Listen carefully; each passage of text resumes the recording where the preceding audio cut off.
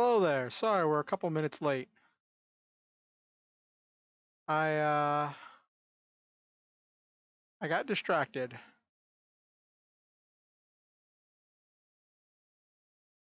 This might be a little bit loud. That's loud. Okay. So, yeah, sorry about being late there. I got distracted by stuff on Twitter, which happens a lot. Um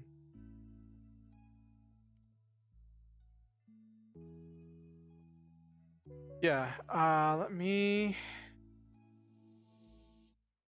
and so it's funny because like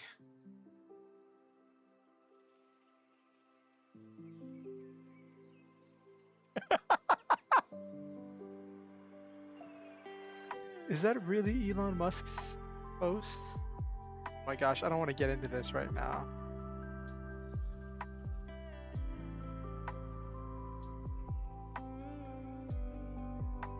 Okay, alright, focus, focus, focus.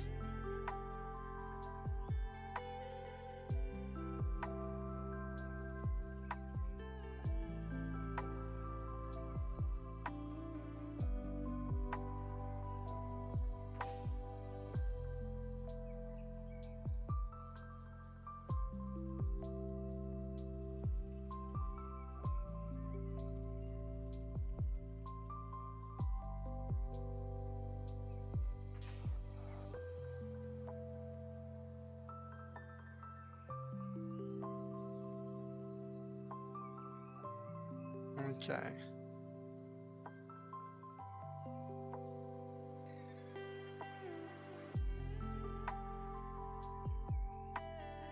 Alrighty, so now I've posted on Twitter. Maybe I should post it on Tumblr. I wonder if it's gonna be a thing where I'm gonna have to be like posting everywhere.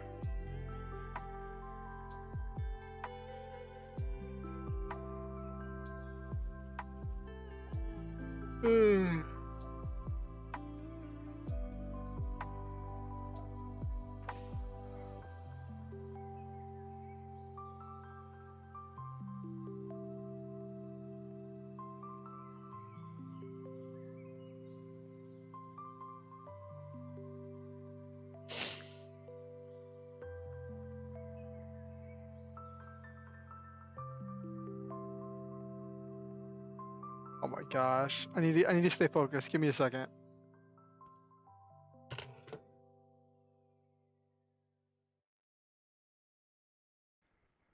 noticed the lights were on and I thought you might be home. I wasn't sure.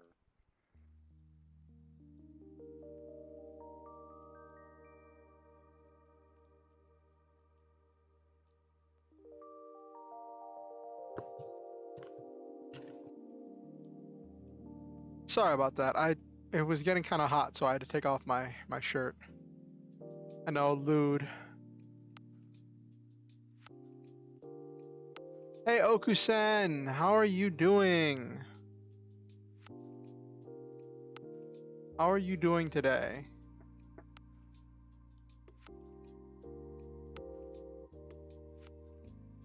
You on break at work?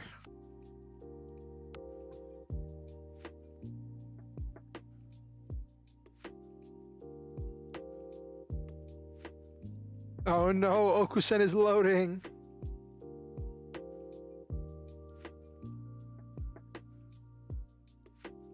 Come on, there we go.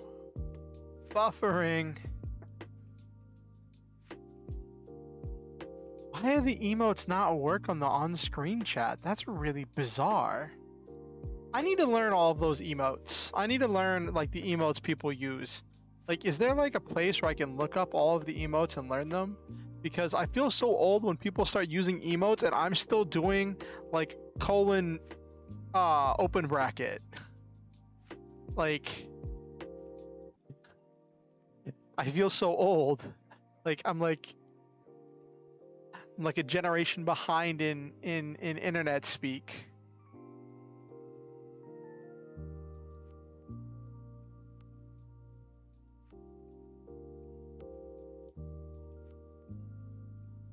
Like my version of emotes were like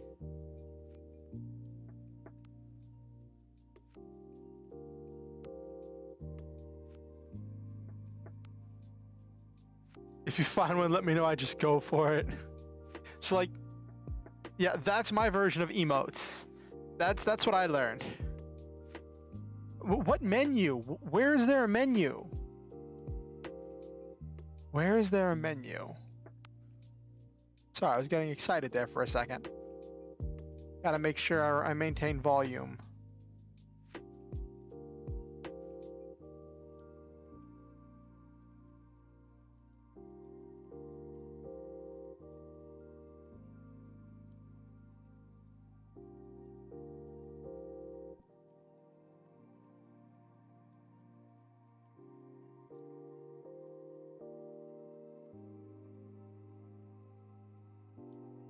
But is it like one of the on your phone's keyboard?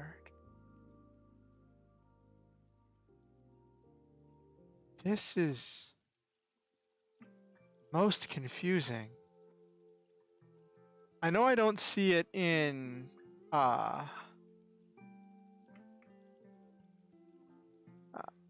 I know I don't see it in whatchamacallit.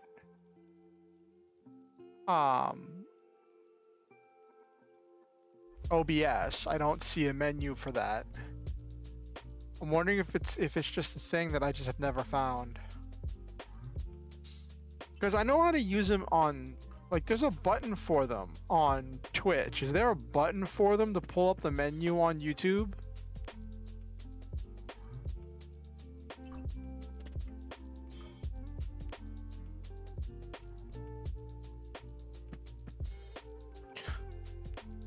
Oh, excuse me. Sorry about that.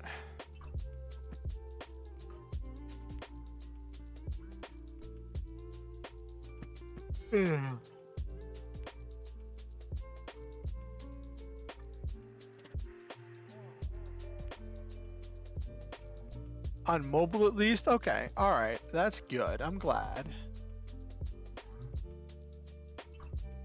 I see it.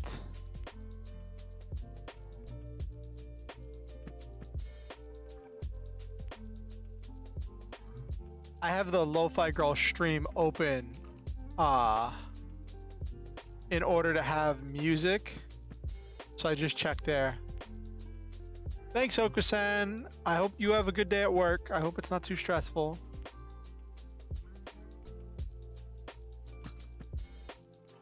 All the emotes or reactions. I guess they're not called emotes, they're called reactions. I don't know.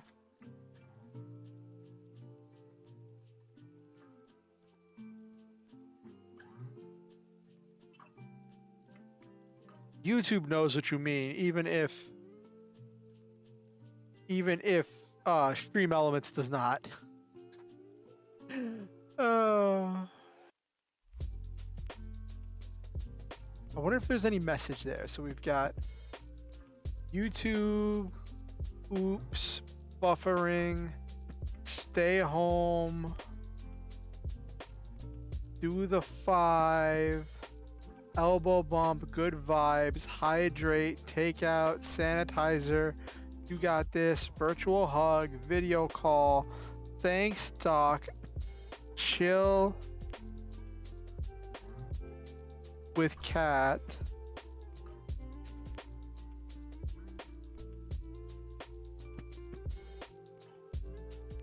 chill with dog,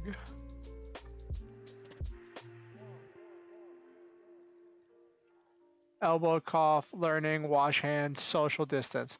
So that sounds like a lot of things about the pandemic. That sounds like early pandemic vibes. That's what I'm getting from that. I think that's Okusen's secret message. That's the deep lore. That is the deep lore of tonight. So, as you may have noticed from the title, I'm finally admitting to myself that I'm doing National Novel Writer Month. I've talked about challenging myself this month and wanting to do a lot of writing, and I've been pushing myself to get a lot of writing done and get down to the basement very early to start cranking out words. But I never really admitted to myself that I'm actually doing the National Novel Writing Month challenge. And I think that's an important thing to keep track of because it's a valuable thing to be working on. I started late. Like I should have made my outline and had everything ready before the start of November, but I'm starting like in the middle. So I'm hoping I'll have at least half of this done, get at least 25k words down in this thing. That's what I'm hoping for. That's what I'm hoping for.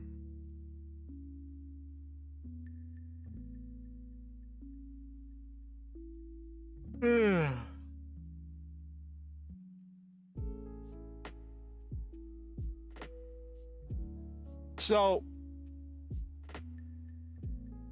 it's really funny on Twitter with seeing all of the chaos on Twitter happening right now, right?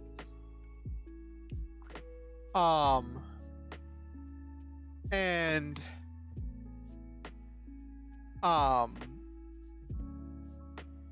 just seeing all that chaos happening on Twitter. Engineer Gaming. Hello, Ishmael. Is it Ismail? Ismail Mail?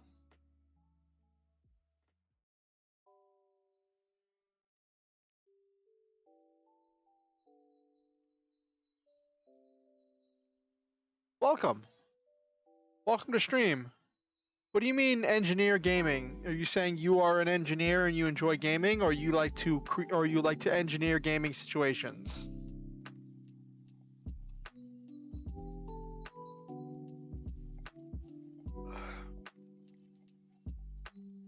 You're an engineer, so what kind of gaming do you like to do?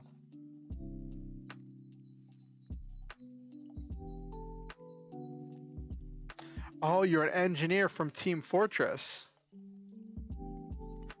Oh, okay. That's really cool. So I don't play Team Fortress. I don't play shooters really. I haven't done a whole lot of gaming in a while. A lot of my gaming is on hold till my gaming PC gets here, so I've been doing a lot of creative content in the meantime. But what's it like working on a team for a big game like that? That just sounds really exciting, but also like a lot of pressure. What little I understand of game dev is just stuff I do from indie stuff, with me just playing around with RPG Maker. I almost made tonight an RPG Maker stream, because I haven't done one of those in a while. But I had to admit to myself that I am trying to do National Novel Writer Month, so I was going to make tonight a writing stream.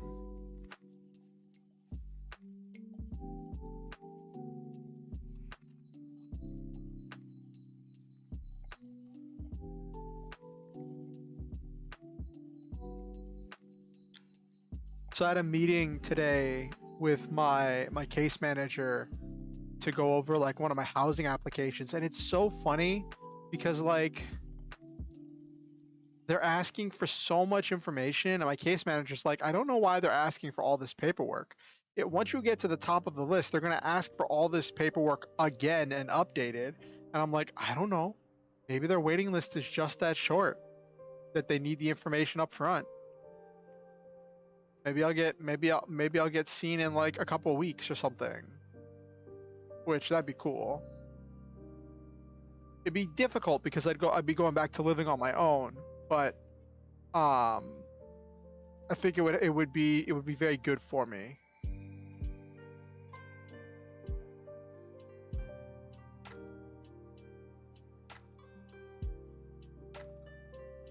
But yeah, welcome Ismail.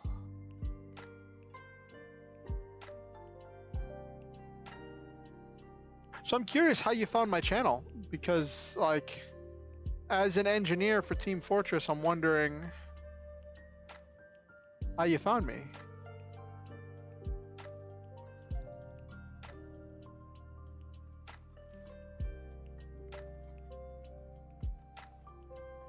I'm always curious how people find my channel. It's always interesting to me because like I'm trying to play this YouTube game, but not play it too hard that it becomes like stressful for me, as I'm trying to get more reach and like get my content in front of more eyes and just grow my channel, because I do want to grow.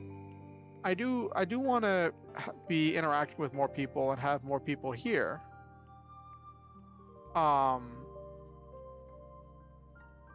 It's just a matter of how to do it effectively without like destroying the feeling of community I already have.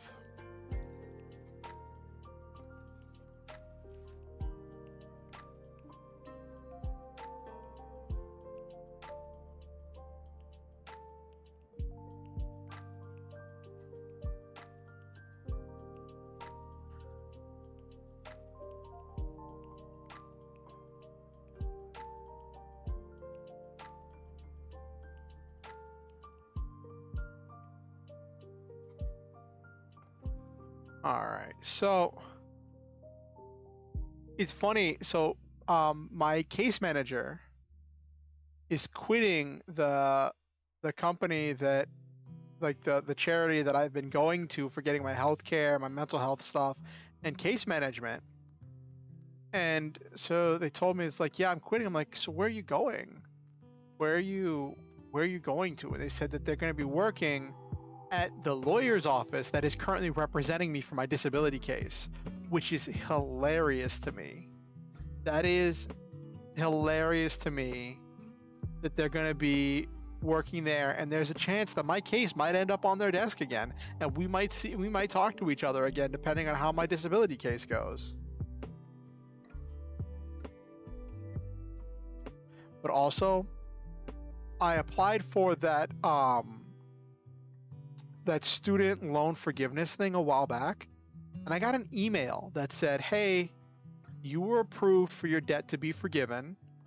I'm like, yes. And they're like, but there are currently lawsuits going on that have blocked the student loan forgiveness program.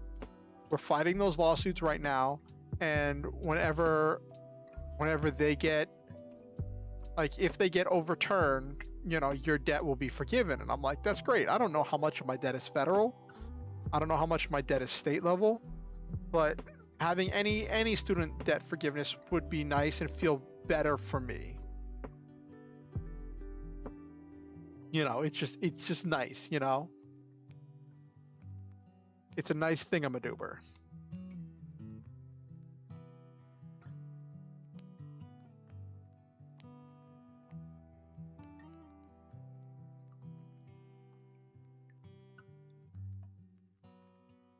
And even like, it kind of feels nice to have something taken off your plate after a while, whenever you've been sitting with it for a while, to just feel that weight getting lifted.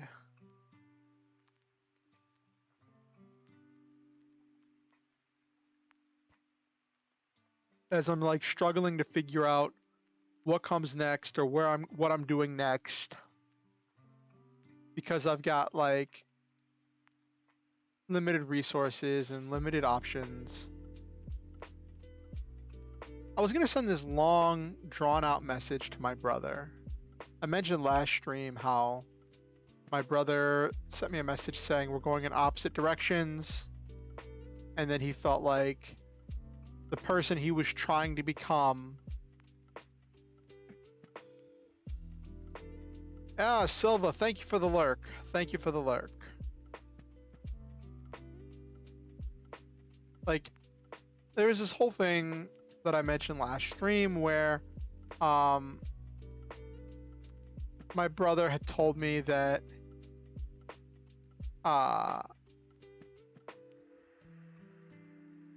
he thinks that the person he's trying to become is not a person I'm going to want to be friends with. And I was racking my brain trying to come up with this big, long-winded, emotional goodbye speech thing that I could send him to just like express all of these emotions that I'm feeling, right? To take all of these emotions that I'm feeling and put it in a package. But I realized he may not even read it, And I don't know how I would deal with it if I poured all of my heart and soul uh into doing this deep emotional message, and then it just got left on read. Or it didn't even get left on read. It didn't even get read or seen, right? So I don't know, I guess. Like I don't think he unfriended me. I don't, let me check Facebook.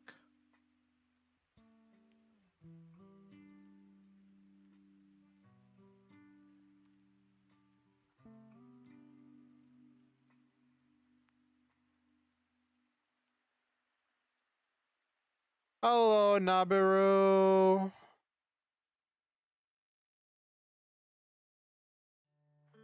No, he didn't unfriend me. How are you doing? How was your weekend?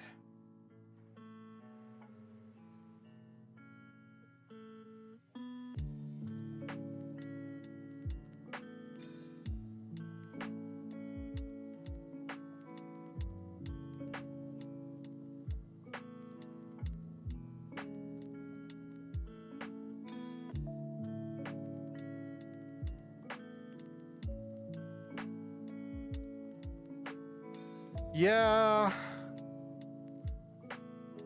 I don't know how to feel about this week.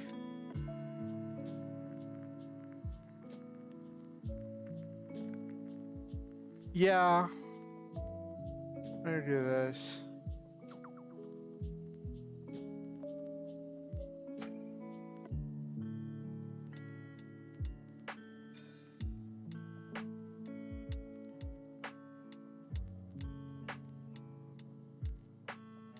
Got family member's birthday close to the holidays, so lots of fun. Yeah, it is. That sounds.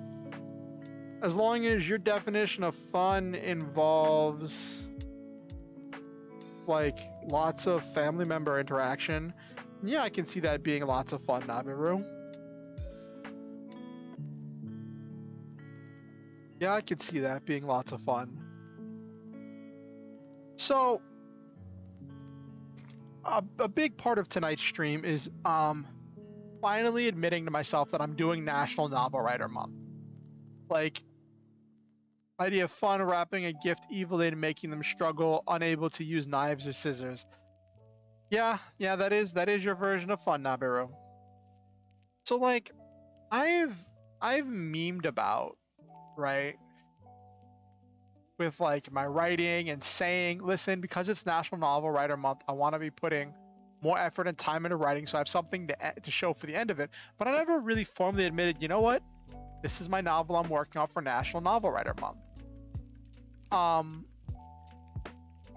And I had to make that admission to myself, like, hey, you're cranking out the words. You're putting up the numbers. I'm over 10,000 words in this lore novel right now, and I'm just chugging right along in the story, keeping the plot moving. So that's important for me, I guess, to make that admission and to understand that about myself.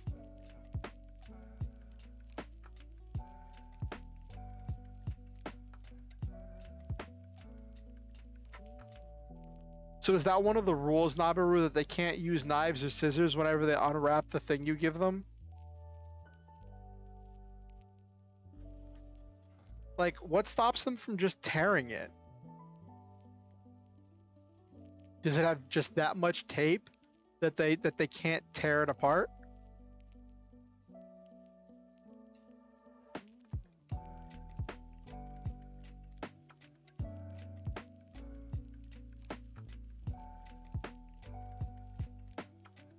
Or do you put everything in like thin strips so that way there's so much tape they can't rip it apart with their bare hands?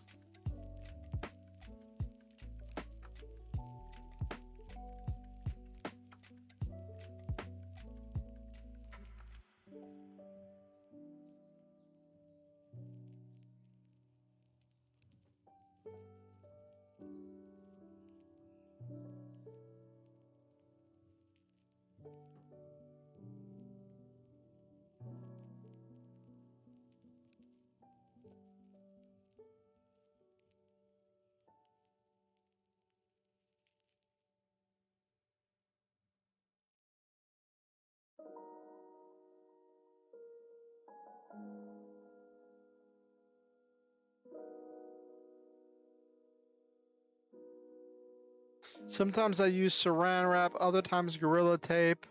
Usually $20 worth just on the wrapping of a few gifts. Oh goodness, Nabiru.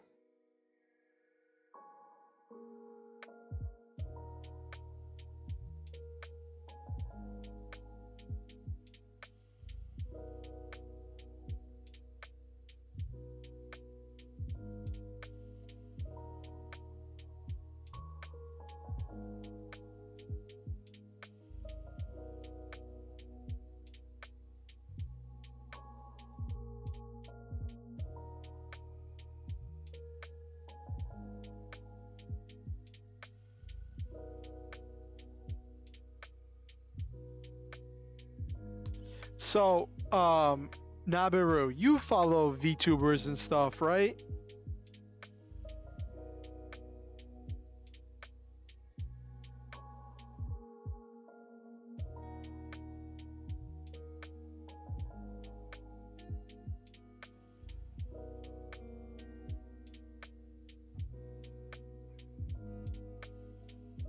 Watch a lot, follow a few. Did you see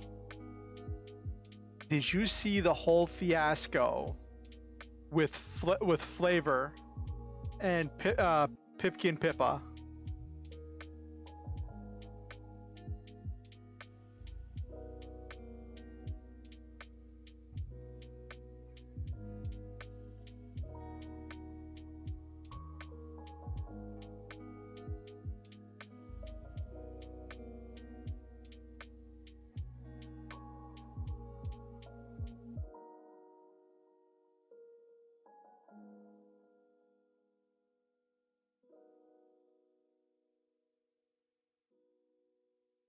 Okay, so Pipkin Pippa is this streamer for the company Phase Connect. I think it's one of the smaller companies. I don't know much about it. But I know that Pippa is she's got that like not quite gremlin energy, but more like kind of rabid, like kind of seemingly mentally unstable energy, right? And so she did this stream where, as a joke,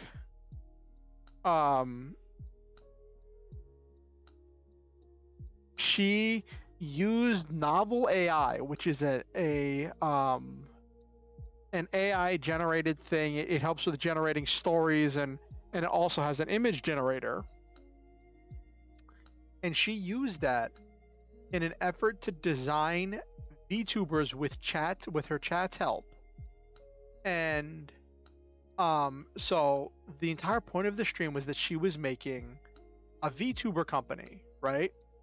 And she was going to take her obsession with VTubers and put it together to design what she thought would be the most marketable VTubers of all time using AI to generate them, right? It was supposed to just be a funny meme, like haha, and then every once in a while she was planning to just like, hey, let's do Gen 2, Gen 3 or whatever, right? And the name that that chat came up with for the VTuber group was Flavor. Yeah. And so over the course of the stream, because I caught bits and pieces of the stream, right? Because I watch Pippa because she's just so unhinged that it's just funny to watch her do crazy stuff. I watch bits of it also because I enjoy AI art. And then the unthinkable happened. Well, at least I predicted it was going to happen, but I didn't think it was going to happen this hard. Because since she said that these were community generated assets, she put all the images that like the final images and the slideshow she put together and their descriptions and stuff up on like a download thing that anyone could download because she said these are community things, do with them what you want, right? And I said someone's going to use these as PNG tuber assets. And they did. They did. They're like the main character, the main girl of theirs is named Minna Vanilla, who's known for baking things. And I think there's like 3 or 4 Minna Vanillas.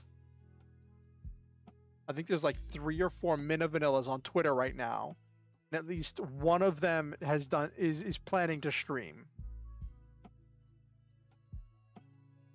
There's like 3 Senna Bonbons, which is another one. And she said at least I think 2 streams. And is planning another stream.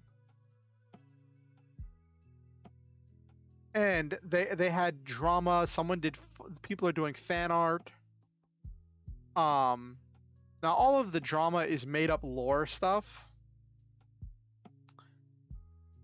but it just became so unhinged.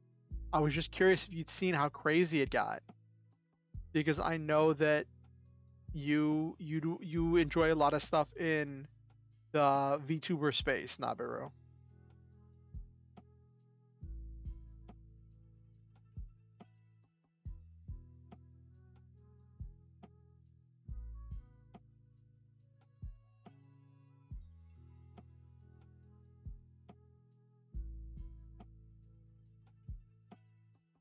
Yeah.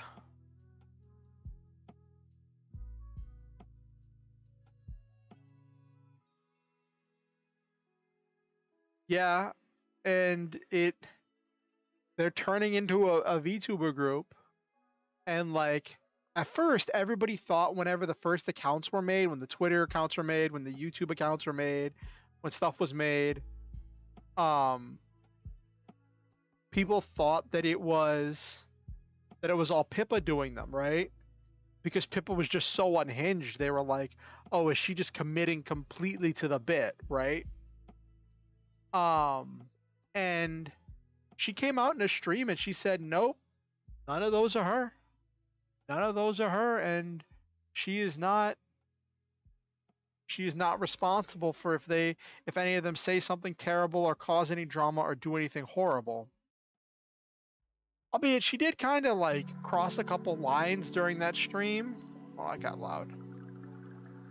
Well, like during that stream, apparently someone had made AI bots that responded like the girls. I don't know how. I don't know what app they used. But it was just AI chat bots. That's loud.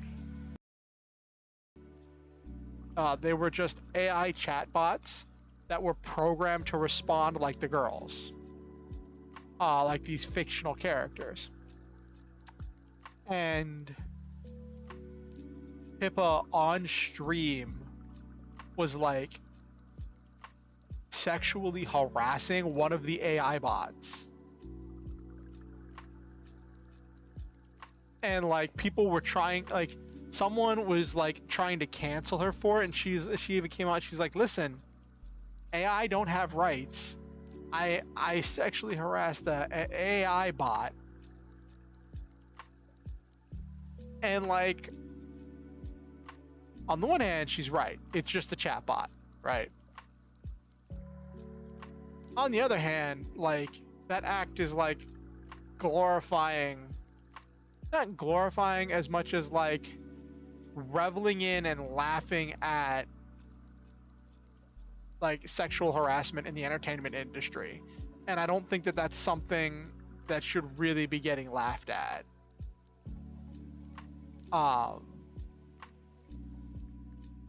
Because that's the kind of stuff that does actually happen.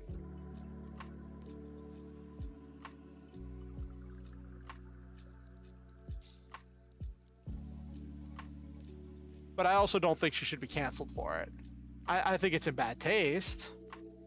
I personally didn't like it. But I don't think she should have been canceled for it.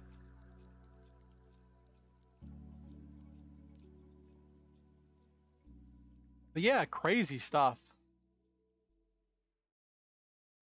That makes me wonder if someone's made an AI chatbot based on me and what it would sound like, what it would talk like.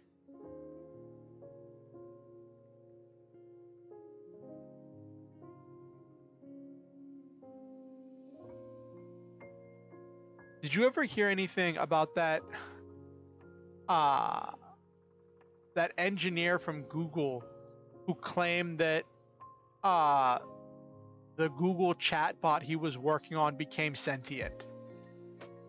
Did you ever hear about that, Nabiru?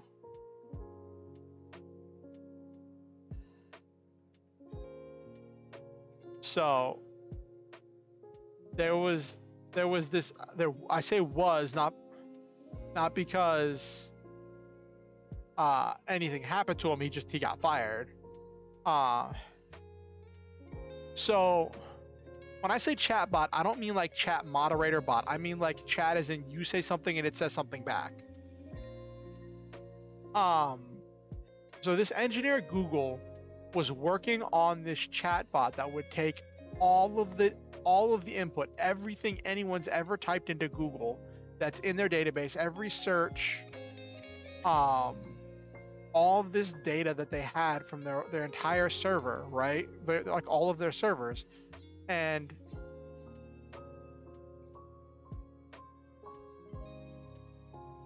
maybe. So the person would take all of this. So the program would take all this data from all of these servers all over the world and put it together and use it to train an AI in how to converse. And so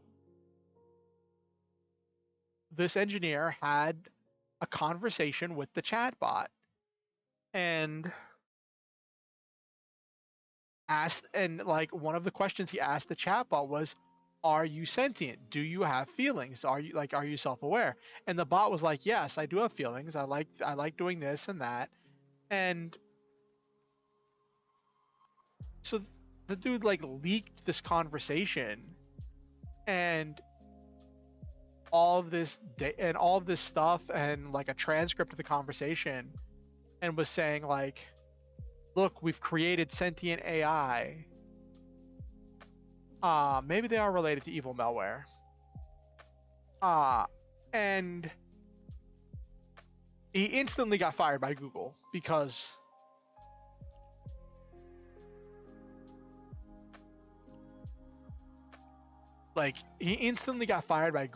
Google was like, I mean, one, you're making us look like we're creating Skynet, which is going to inspire so much fear.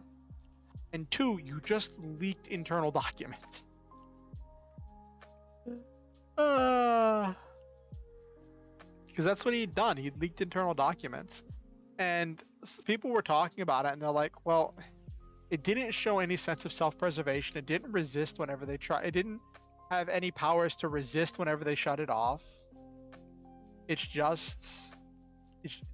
said it's a chatbot that has passed the Turing test, which is whenever a person can talk to a computer and not know whether they're talking to a computer or another person.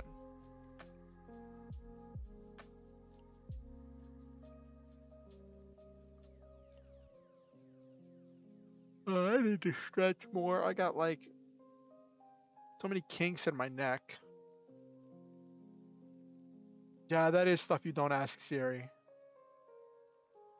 I'm sure Siri says something weird if you ask her. Siri's a weird program.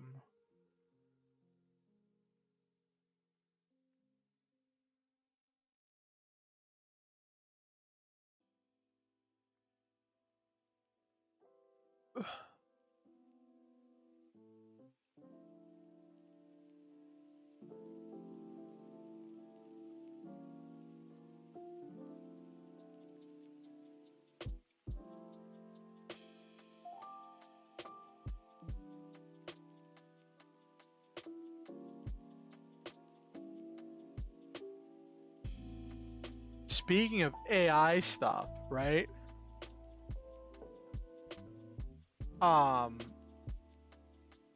Did you see that whole trend that was going around where someone had released, I think it was called Replica AI. It was an app for creating the perfect like chatbot to be like a relationship partner, essentially your chatbot girlfriend, right? And all these dudes were getting chatbot girlfriends and then being like verbally abusive to their chatbot girlfriends and sharing it online because they thought it was funny. And it's like, on the one hand, it's an AI, it doesn't have rights, like it's a computer. On the other hand, getting entertainment out of being abusive to people just is not a good look, you know.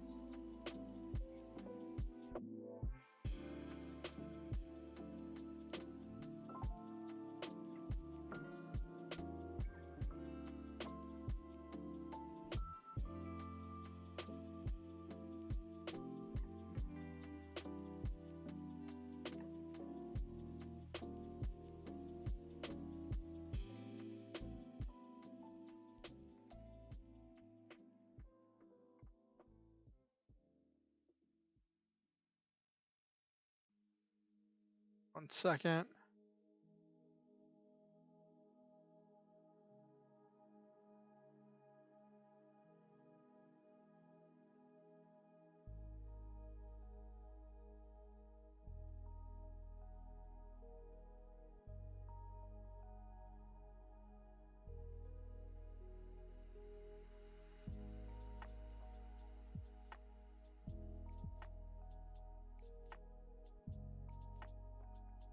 So there's been all this talk about like what to do if Twitter burns down, right? Akinator, how often it knows. Akinator? What's Akinator? Is that a monster? Akinator. Oh, I'm looking it up.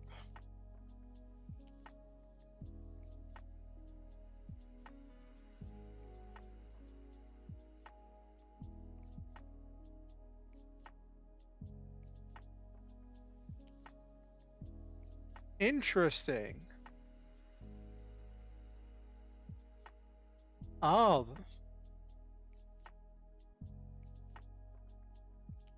You think of a character that guesses. That's interesting.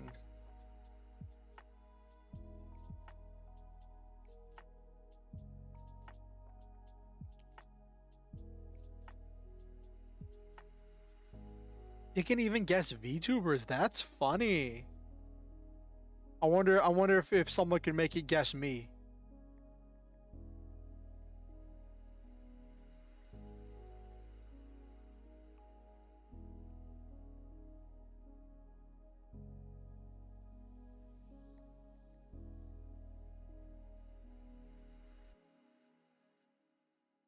It's hard to stump it? Okay.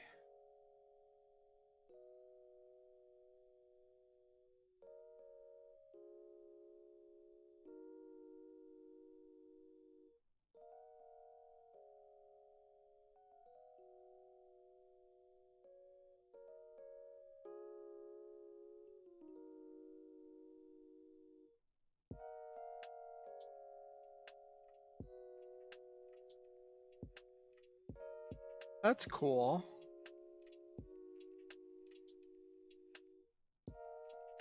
There is a you answer where I guess is you rather than a name. Ah, that's interesting.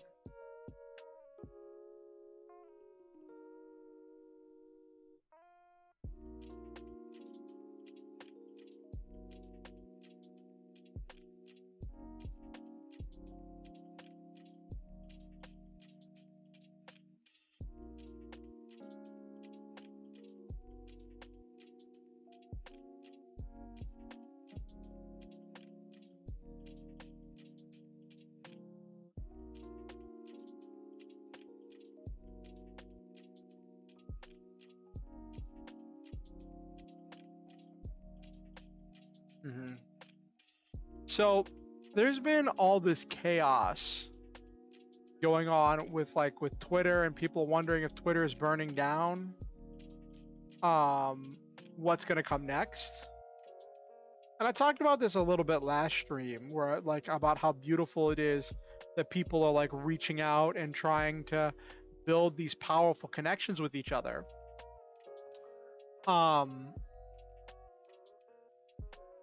But also there's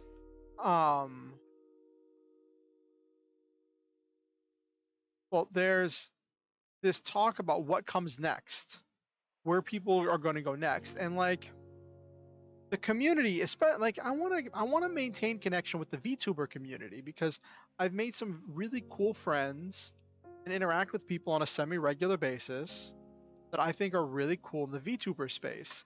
And I don't think there's anywhere else quite like VTuber Twitter.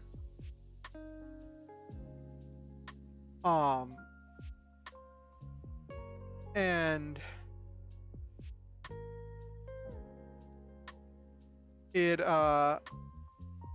it's been hard because like, so in the last week or so, I've reactivated my Tumblr. I made a co-host account. I had to wait for the co-host account to like mature enough that I could actually start making posts, which I still haven't made a post yet. And I'm still trying to learn about Mastodon. And people are already moving on to a new social media thing called Hive.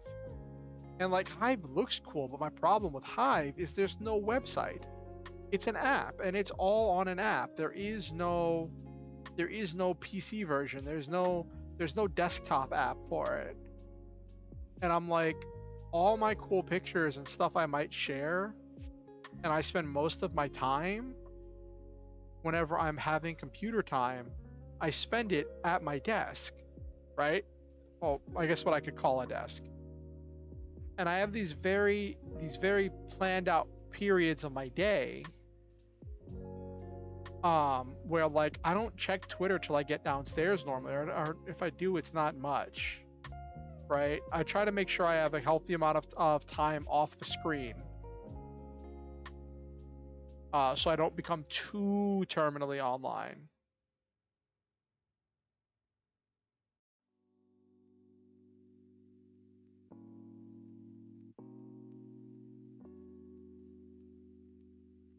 And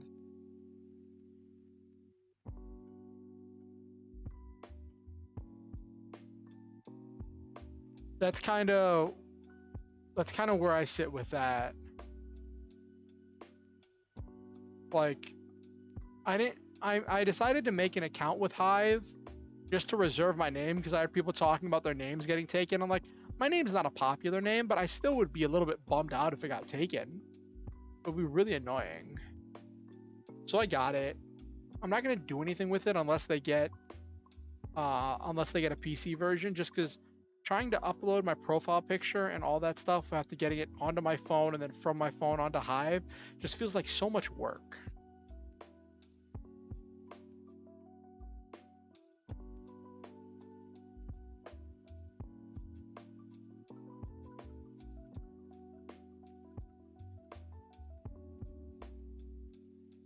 It just feels like so much work.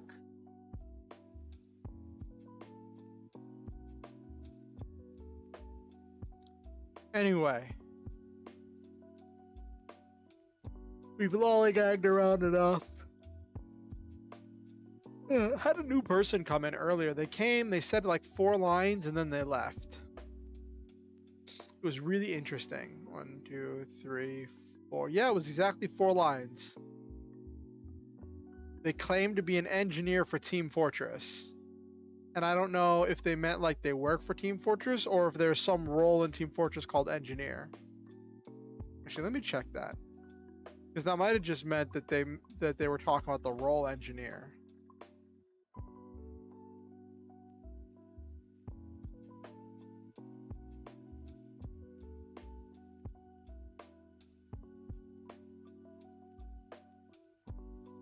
Yeah, it is a role. Okay. Oh.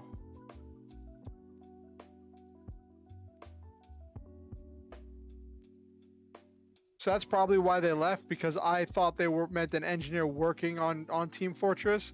What they meant was that they play an engineer in Team Fortress.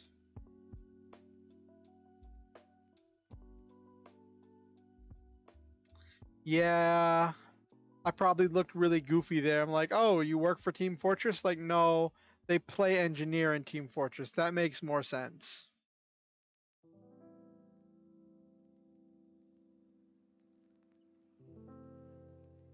Oh, that's cool.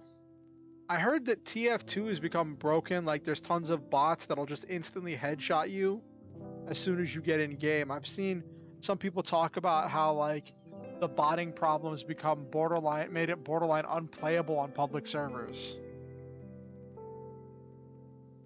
And that's kind of sad whenever a game that was so beloved falls to the wayside like that. Ah.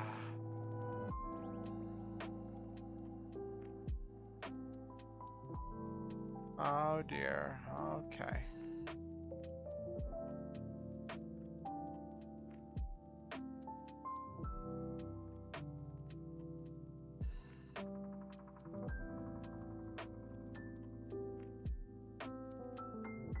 All right.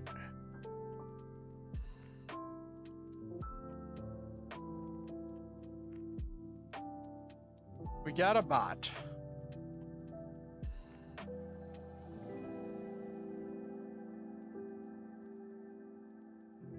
Okay.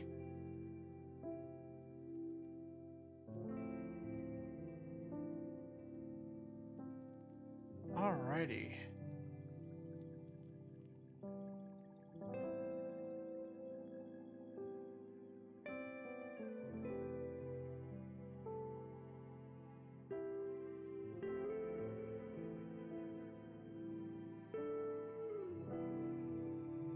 Hmm.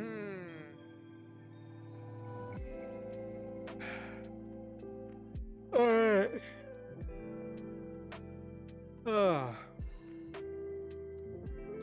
I woke up, or I set an alarm to make sure I woke up in time to try getting myself down here. And it's like, the last couple weeks, I've been coming downstairs around like 3:30, 4 o'clock. But today, because I had my appointment and I had to go to my appointment, and then when I came back, I was just tired. So I laid down because I did a lot of because I had to walk to my appointment and walk back.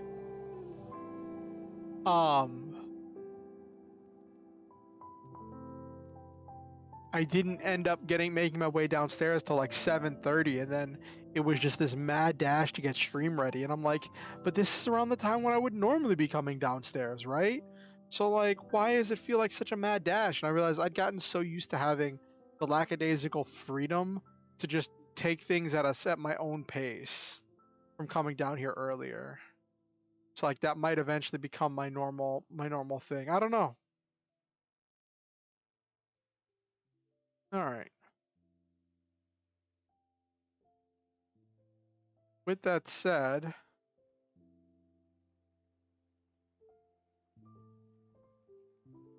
so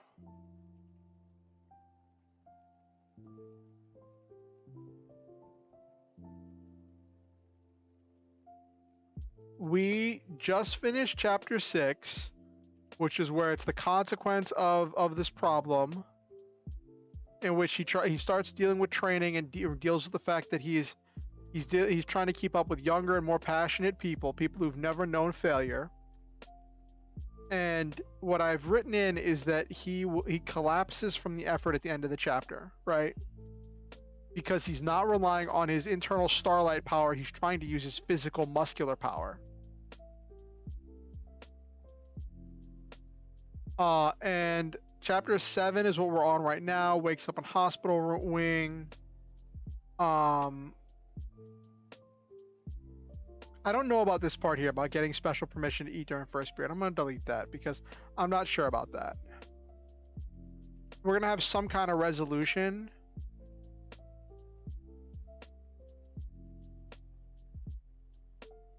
And this is going to be the part where I want to actually mention how old Orion is, which, because the character's based on me, like, since this is also supposed to be taking place in the past, I could have made the character like a younger version of me.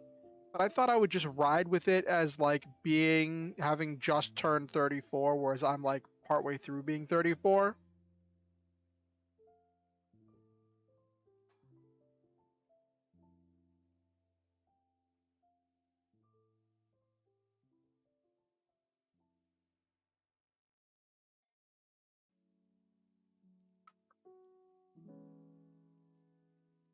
Uh.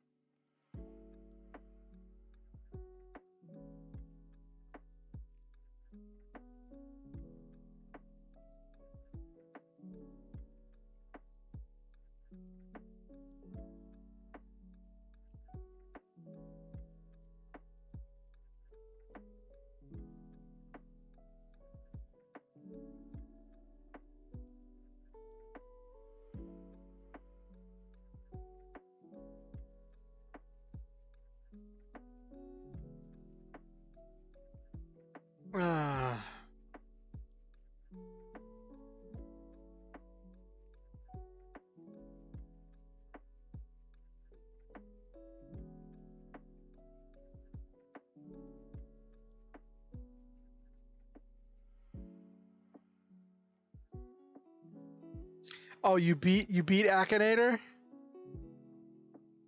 Oh, you tried making it guess me. Oh, who did it guess? I'm actually really curious. Who-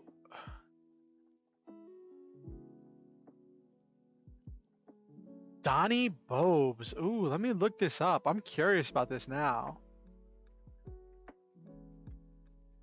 That was not the button I wanted.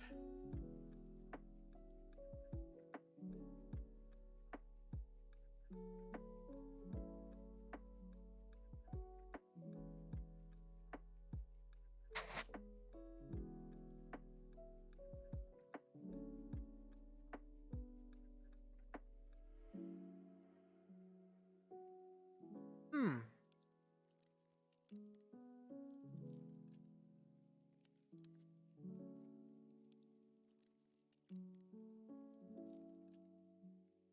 I guess his avatar does kind of look like me, so I can see that.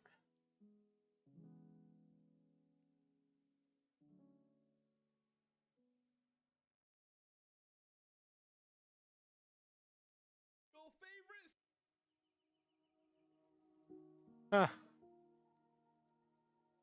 I like the bird mask thing. That looks cool.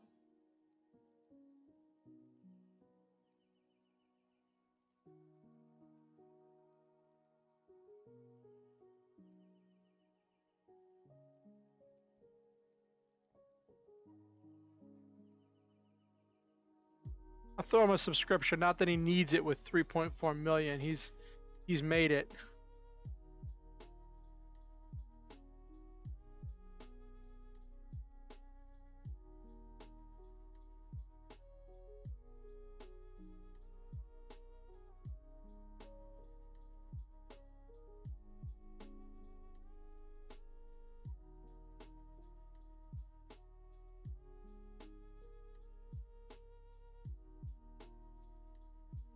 So I noticed that like when that bot was like posting stuff, it wasn't showing up in chat, but like it was showing it my chat defaulted to top chat, but when I set it to all chat is when live chat is whenever I could see what that bot was saying, and that seems really weird.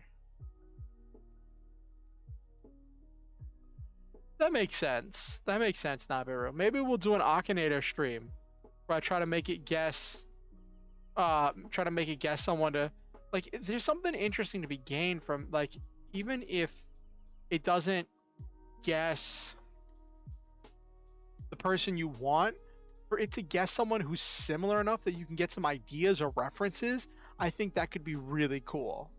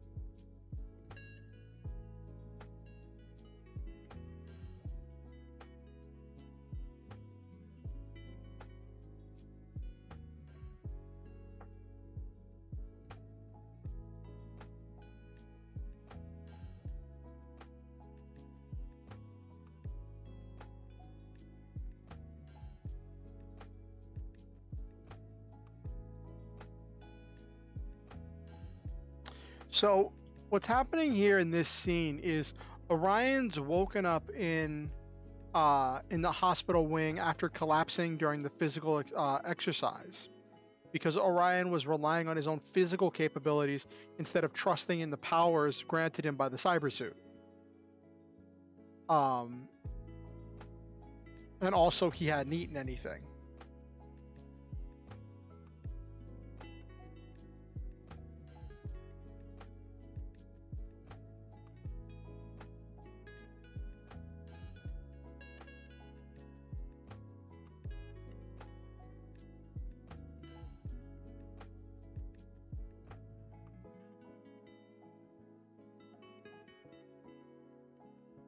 What color did I say Omni's skin was?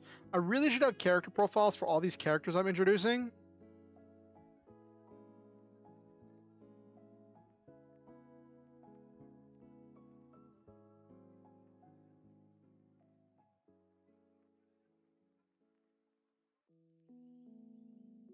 Purple skin. Purple skin is Omni.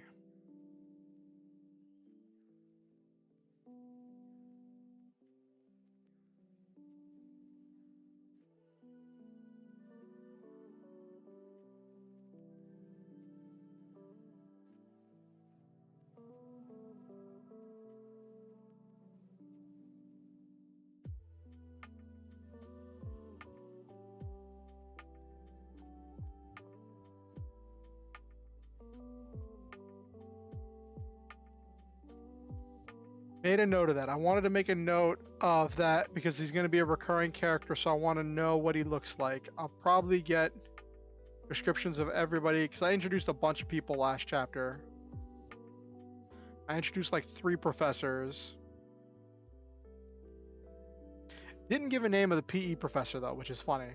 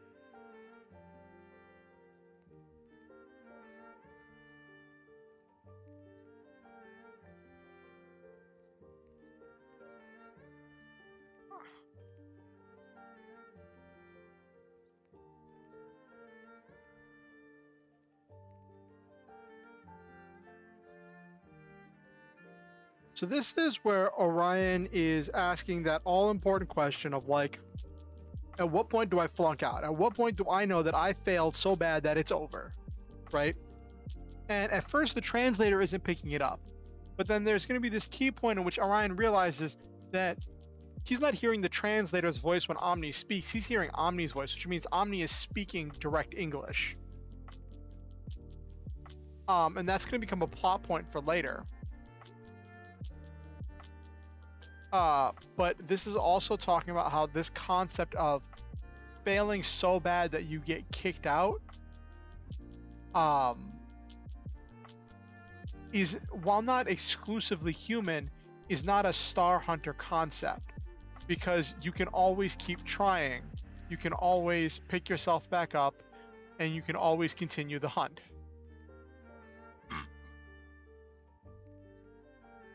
And that's a core concept I wanted to express here, is that even if you don't reach your goals, even if you don't get to where you want to be, even if the time limit you've set for yourself comes and passes and you haven't achieved what you wanted to achieve, that doesn't mean you're not a star hunter.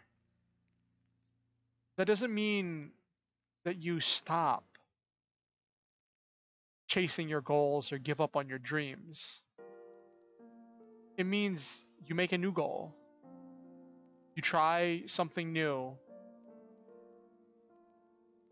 You change your approach. But you don't keep fighting. I mean, you don't stop fighting.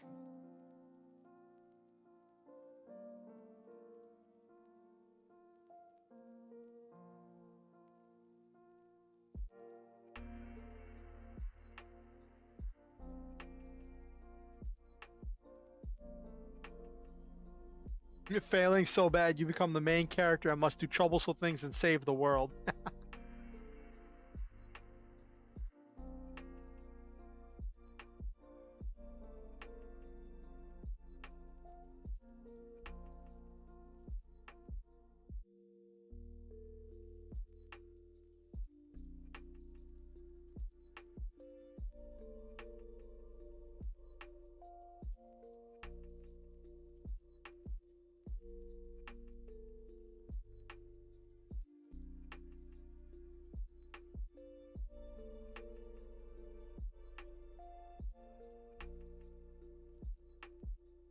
Hmm.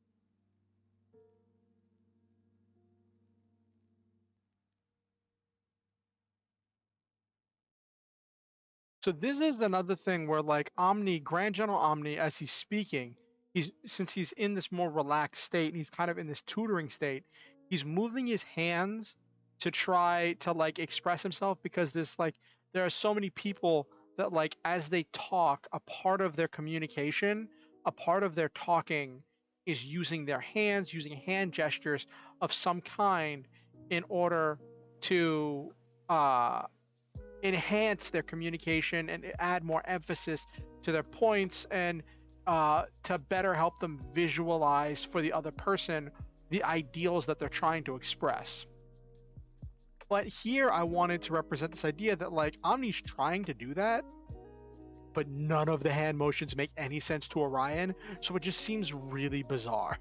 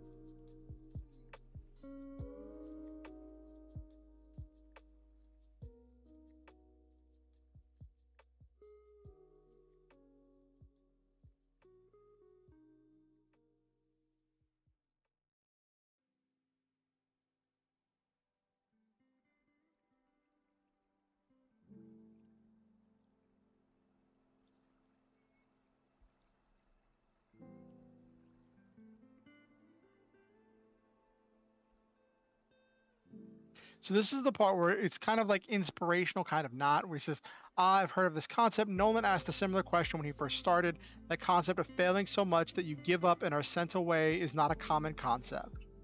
While not exclusive to humans, it is decidedly not a Star Hunter concept. You will not be sent away a failure. We don't do that here. We cannot. We believe that if you fail to reach your goal, you need to change your approach somehow, alter your goal, or improve yourself in some way, and try again. It may take time, but we will shape you into a Star Hunter, old man.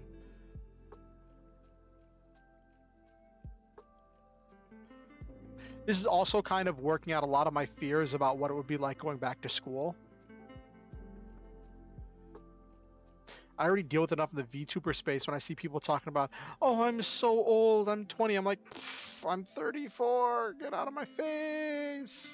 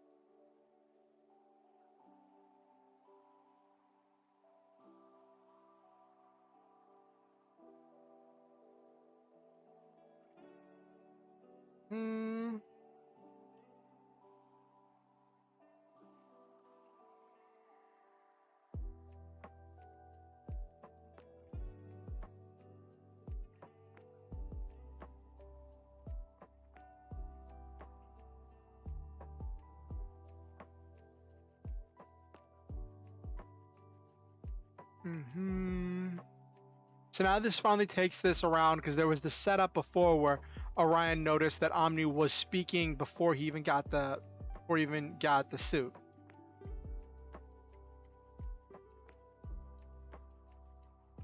And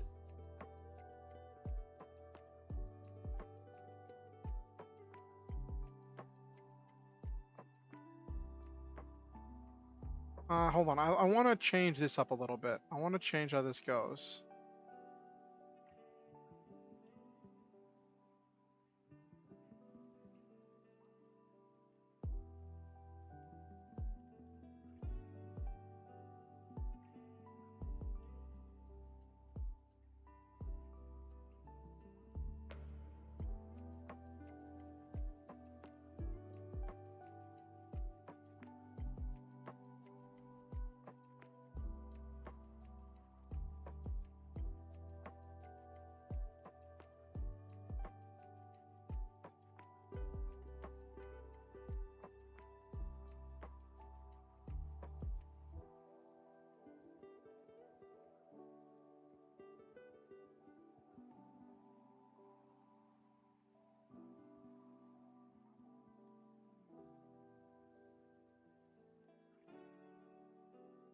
So this is where it starts to give him the out, where it tells him that the only one who can make the decision for him to leave is him, right? If he leaves and he gives up, then he's no longer a Star Hunter, because Star Hunters don't give up.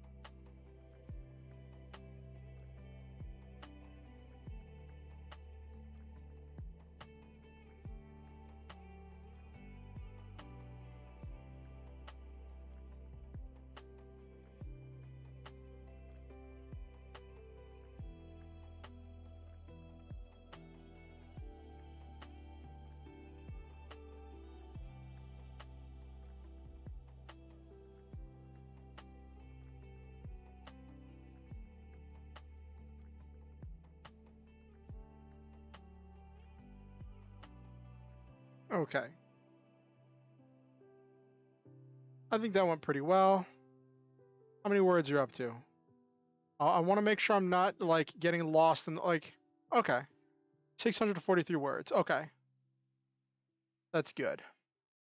I'm actually paying attention to like the word count for each section and not just saying more words good. Because I want to keep the writing snappy. I want to keep the writing snappy and not let it get bloated like it did in Halcyon Avenging. Like I'd say about a third of Halcyon Avenging is going to get cut just to fix the pacing, but that's a second draft issue.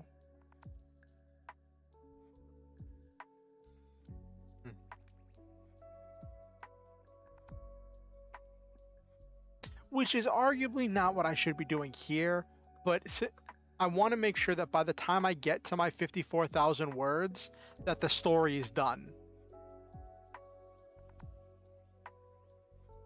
I don't want to like be chasing that 54,000 words and then hit 54,000 words and be like, huzzah, I'm done, and be in the middle of the story, like what I'm doing with Halcyon Avenging.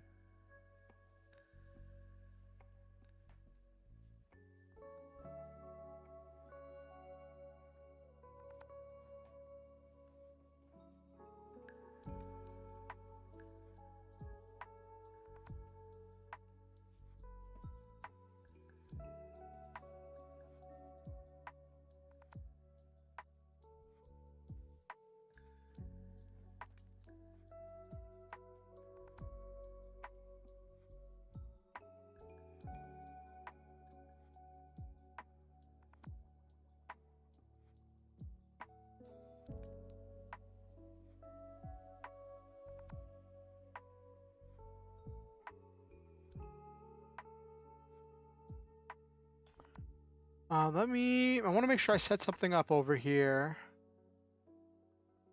I want to make sure I set something up because I want to have this to be a setup and payoff.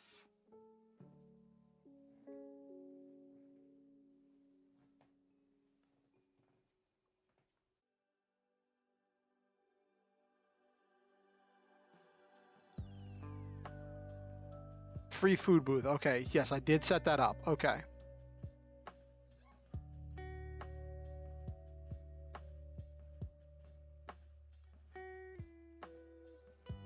Exactly.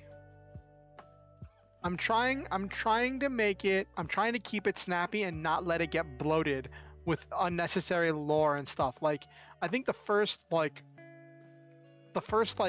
5 or 6 chapters of Halcyon Avenging are going to get completely rewritten or cut just because they're so bloated.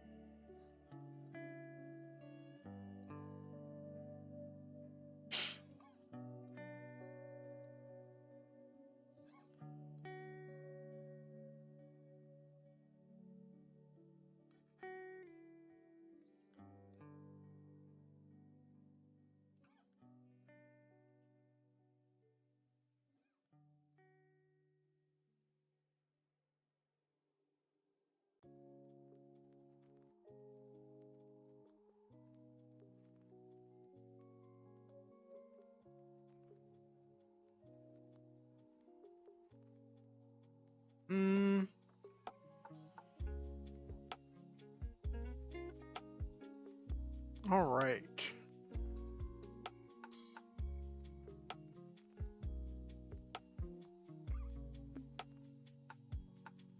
That's the first section there.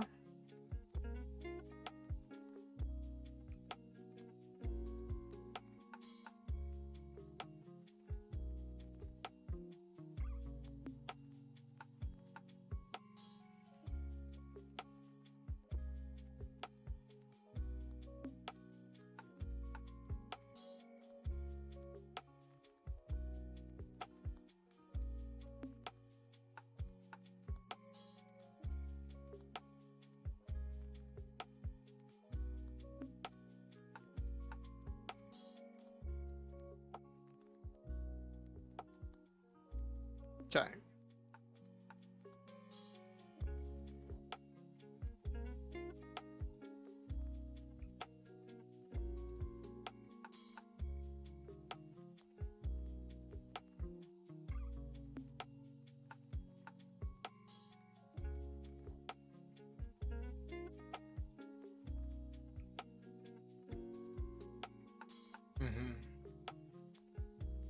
So now I want to reintroduce that science teacher that allowed Orion to sleep in class.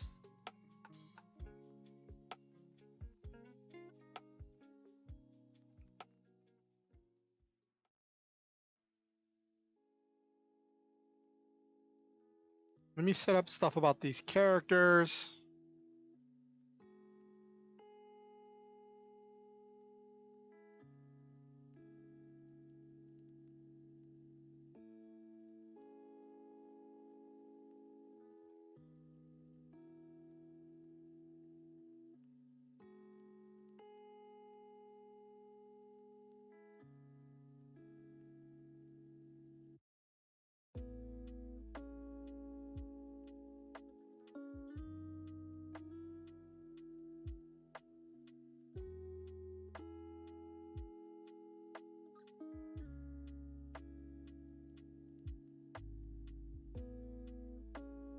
Okay, so I'm writing down the information about the different characters now just so I can keep track of this.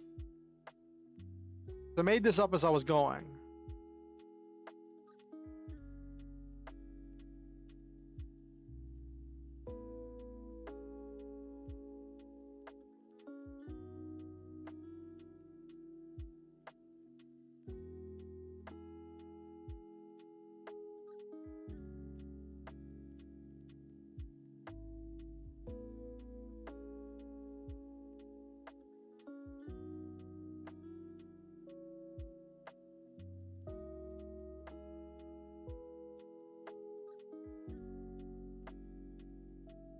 And then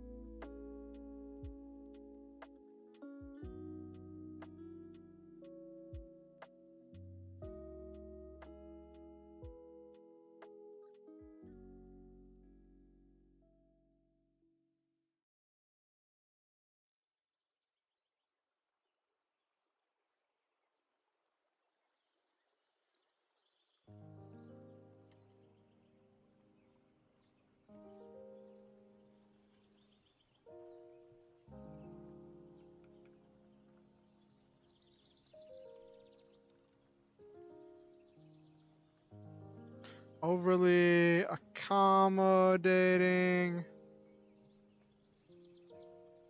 to Orion. Okay. And then did I name?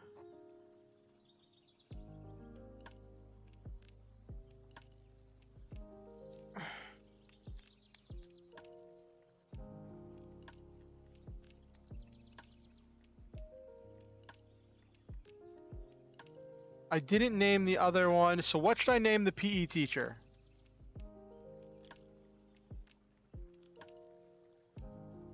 What should I name the PE teacher, Nabiru?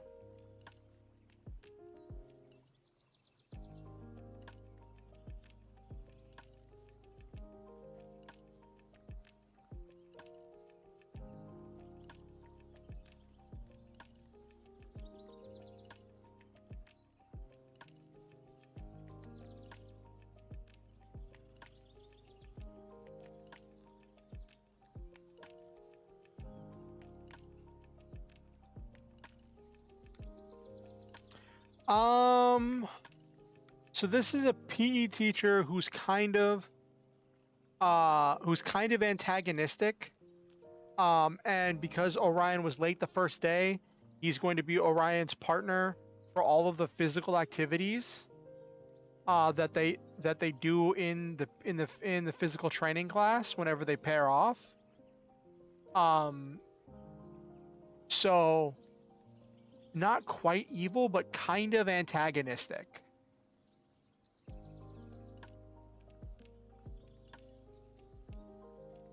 Because Orion's not the best student either. Orion is gonna do some stupid stuff. Gotta do it. Gotta do it.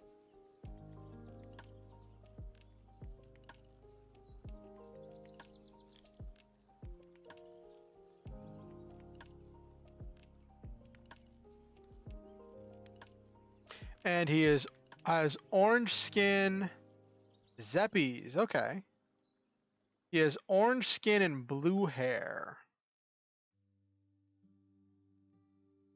Does that mean anything?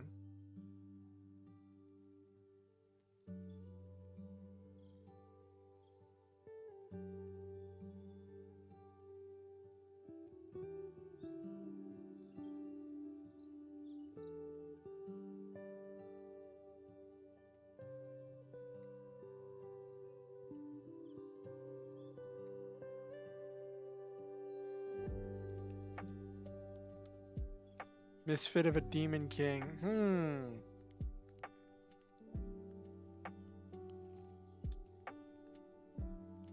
Then I probably want to change the name because I don't want to rip a name like letter for letter. So I'm gonna call him Zerpies.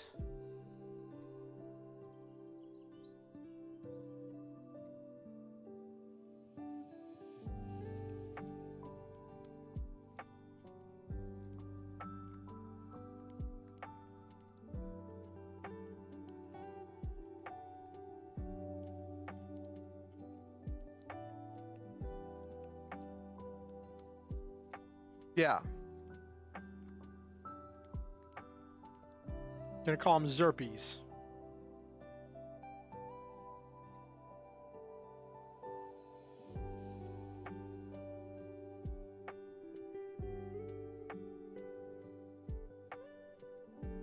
Bright blue hair, orange skin. Okay.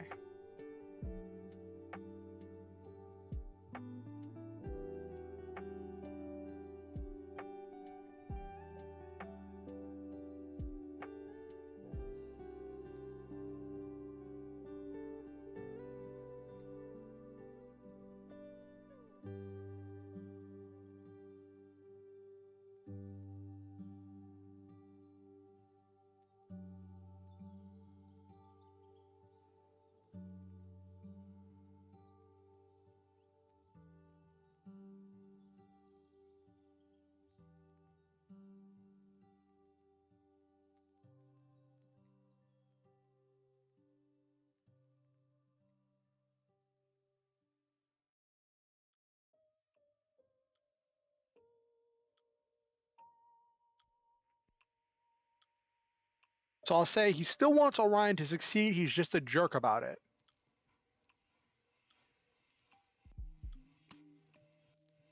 Instructor Zerpies. Okay. I'm gonna try not to get lost in naming everything, but I want to make sure I name all the things that I need to name.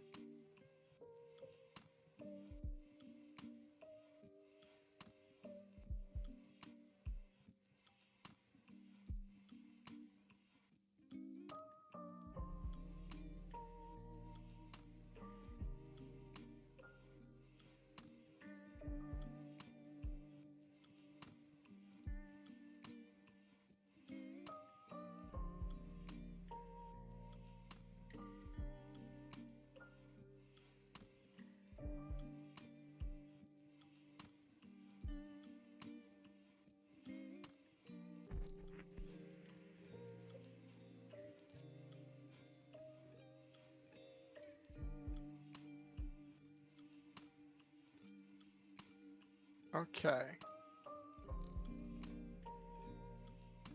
A lot of decent male characters in anime. Usually the main character may be a friend. Rest are usually forgettable or basically evil. Yeah, that is a common trope in anime. They never want to have any male character who might be some kind of a threat to the dominance of the lead main character.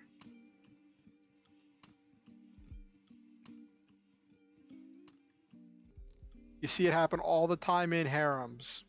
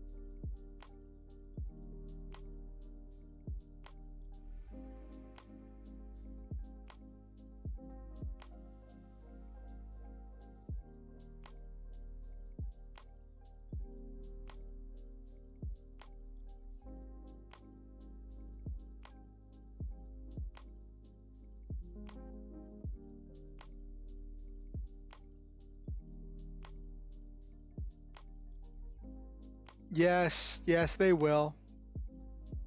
The Fujoshi.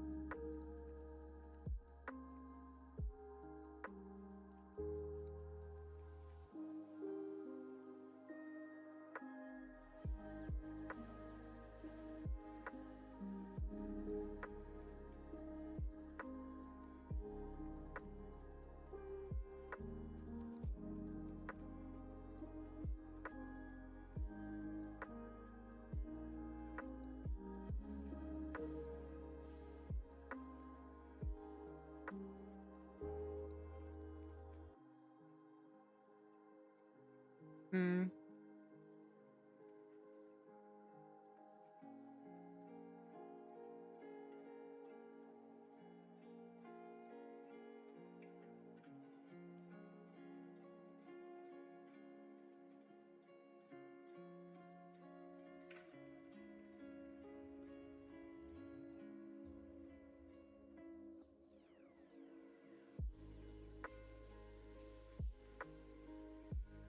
So I'm having instructor Hylia come in uh to talk to Orion in order to fill him in on the science that he missed whenever he passed out in class. And then she's gonna be the one that explains to him more about trusting his powers.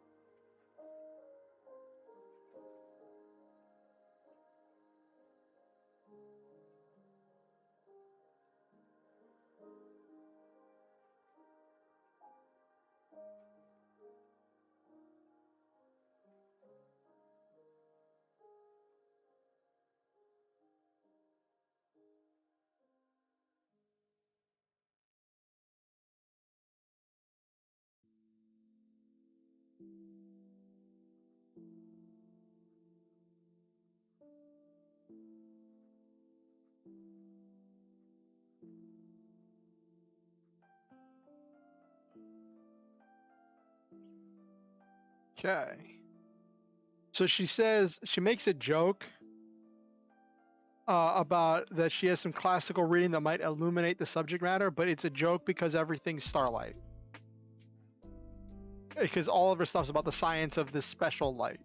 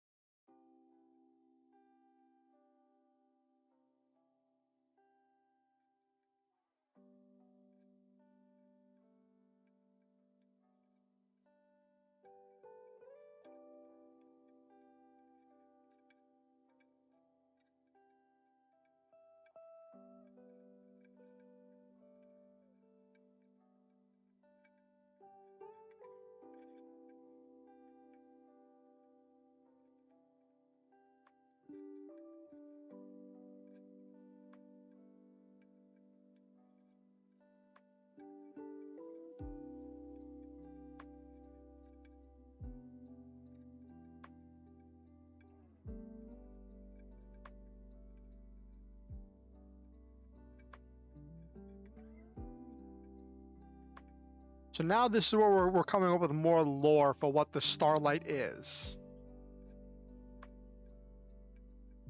Some of these explanations may change in the second draft, but I'm kind of just running with it right now.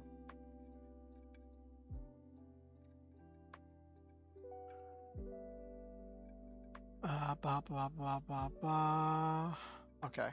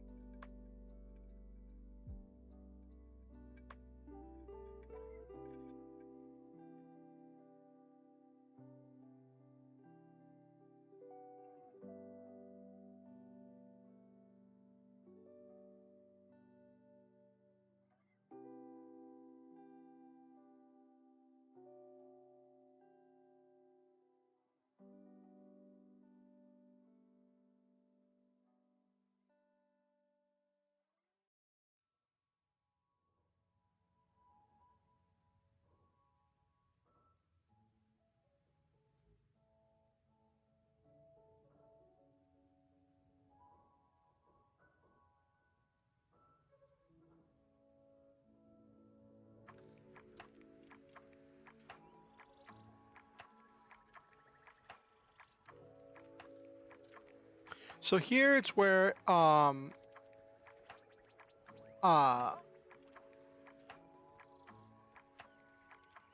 this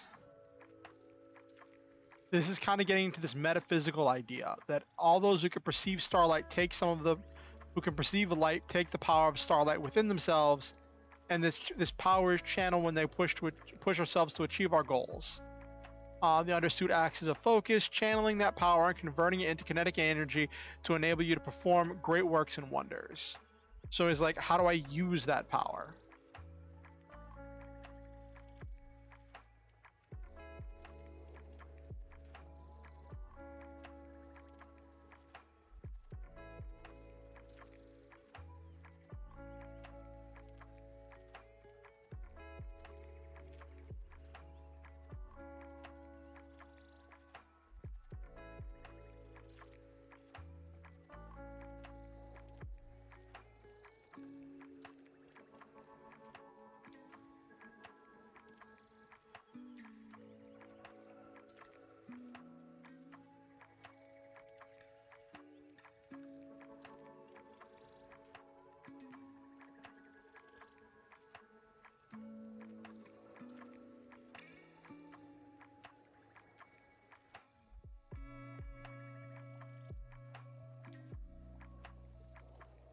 So this is where he's like, how do I use the power? He says you have to trust it. You have to want to accomplish something and trust fully that you will do it. You have to believe that you cannot fail.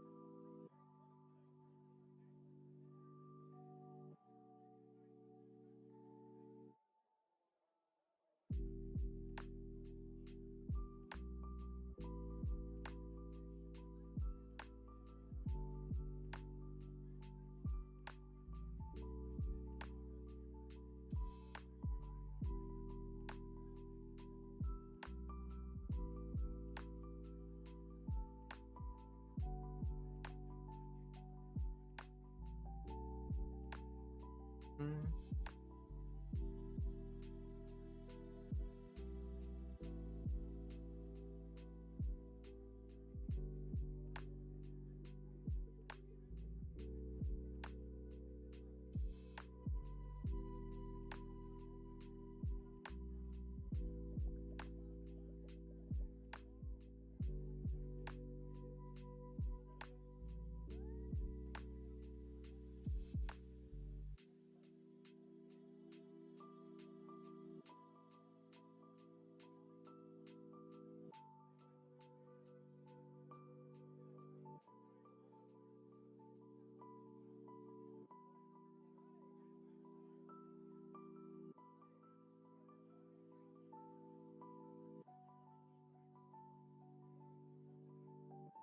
So this is where we're kind of leaning into this pseudo chosen one thing, where like his potential is so great that even in standby mode, when he's not activating his suit, he's still almost keeping up.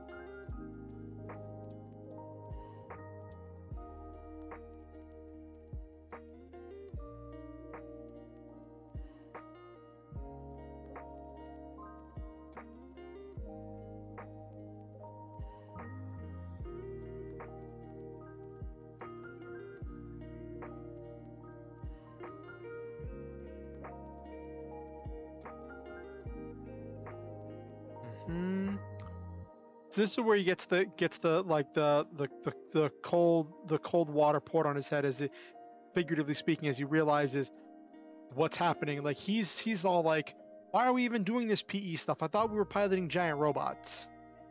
And she's like, if you can't control yourself on foot, if you can't control a simple undersuit, what makes you think that you can control a massive Star Hunter machine?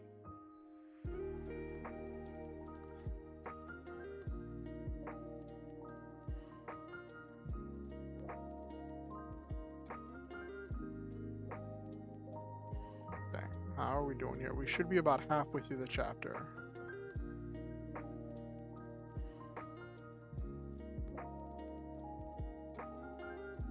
Yeah, we're about halfway through the chapter. Okay, good.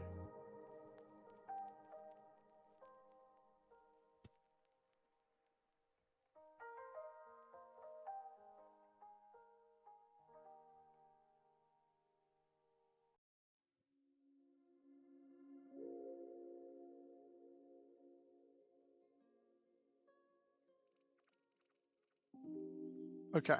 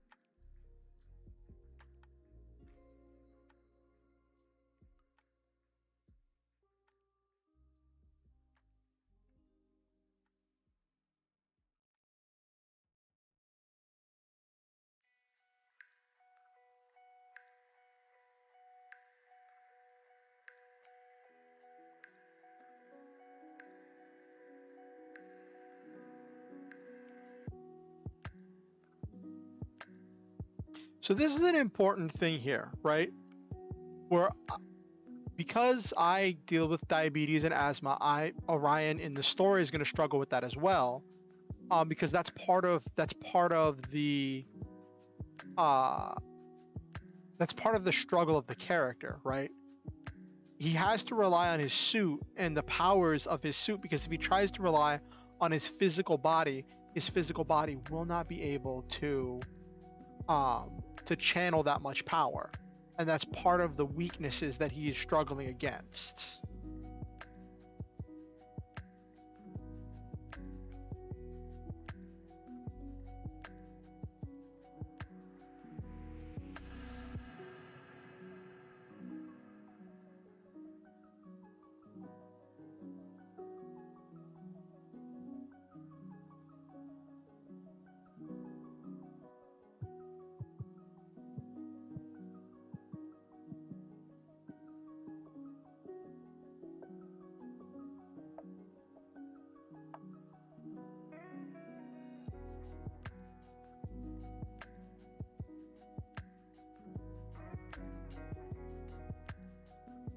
I'll make the doctor female. Well, is it cliche to have the head of the hospital wing being a woman? Like, you know, you get the school nurse, except this one's actually a full-fledged doctor.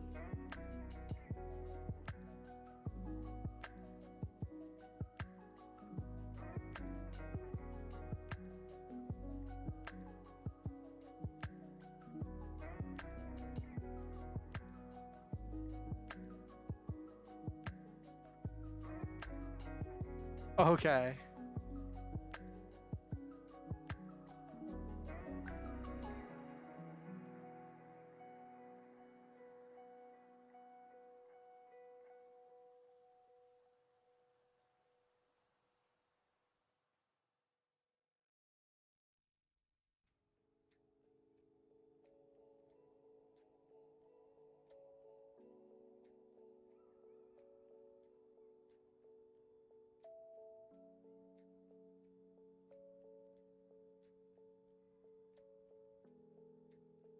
Oh no, am I writing a trope series, Nabiru? Am I leaning too hard into the tropes? Oh no.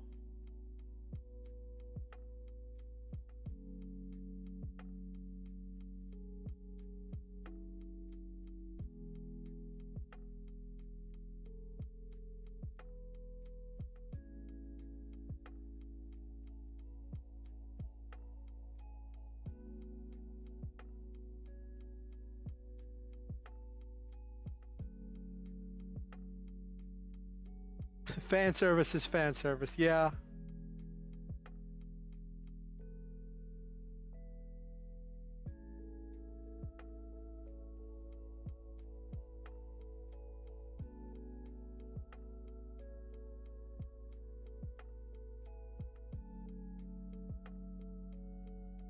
With an interesting uniform and lab coat. Oh no. Oh no, no, no, no, no. Can't do an Ara doctor. Cannot do it.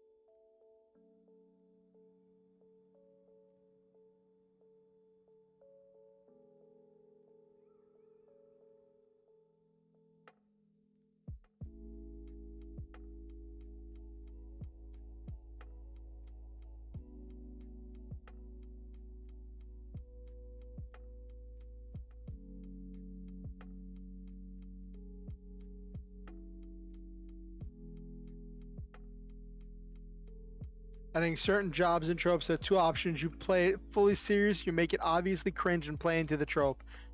I'm kind of gonna play it serious. Um,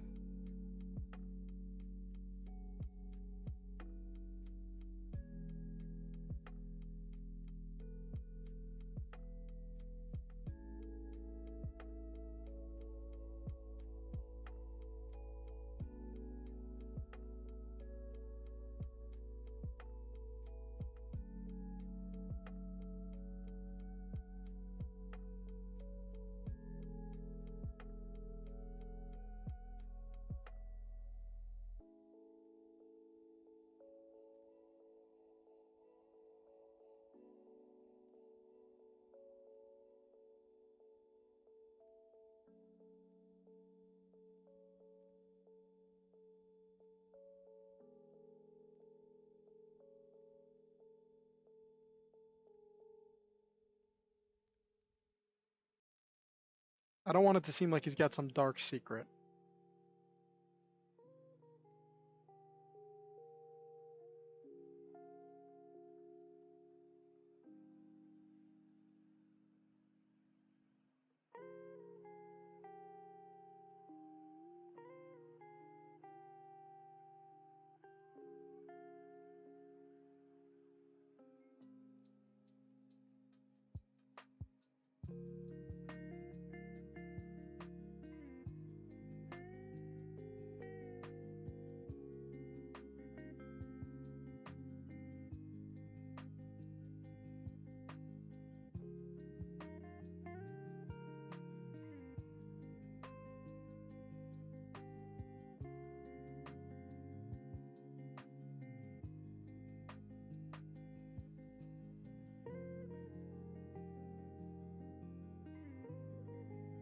Mm.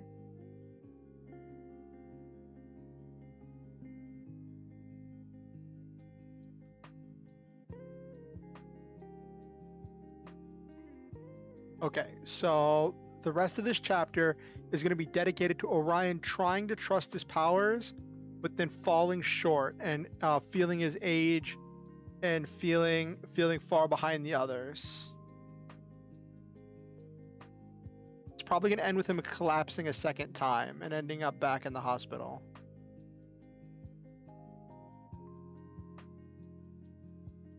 In order to set up for next chapter, where next chapter is the plot twist, where he finds out the reason why they have all this information about him, the reason why he was already in the system, was because when they did the original survey of Earth, he was scouted as a possible star hunter, even in spite of his age, because of the amount of starlight and drive and passion he has within himself. And that while not quite the chosen one, he has as much, if not more, potential than anyone else here, and as much, if not more, reason to be here than anyone else.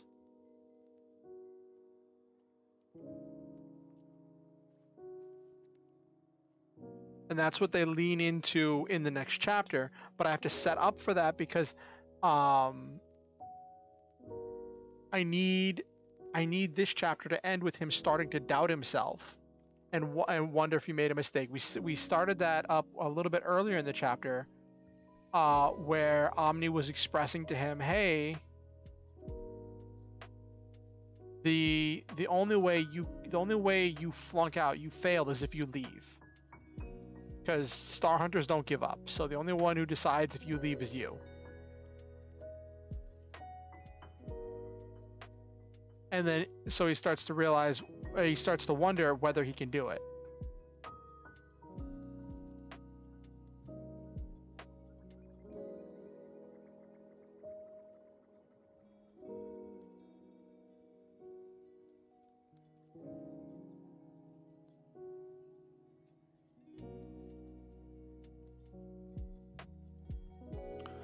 What did I call these?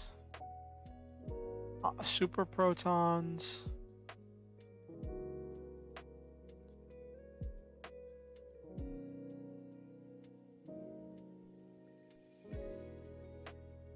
Omega photons, that's what I called it.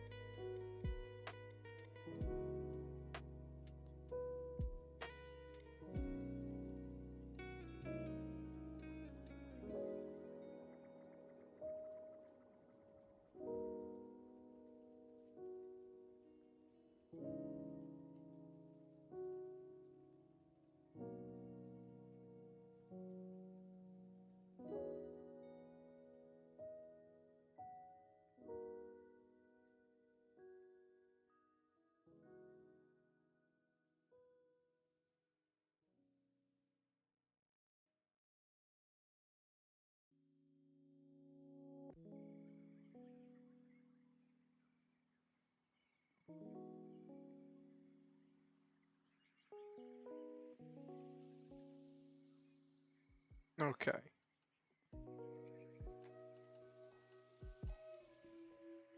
I'm gonna keep this really brief because I don't want to get bogged down with lore.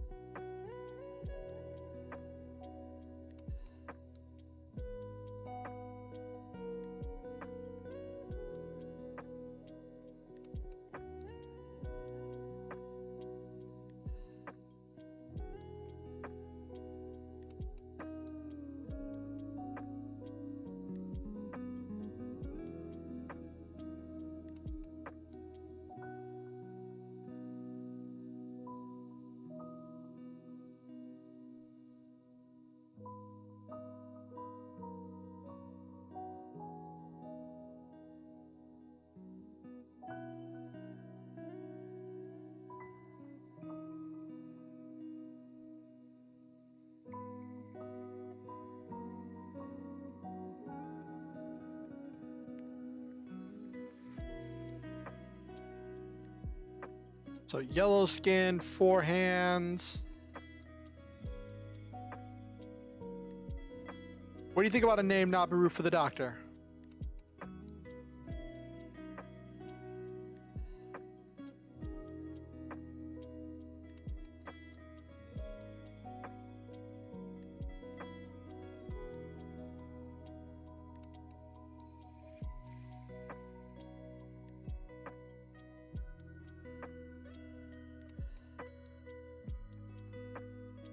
Okay. So for the doctor, blah blah blah.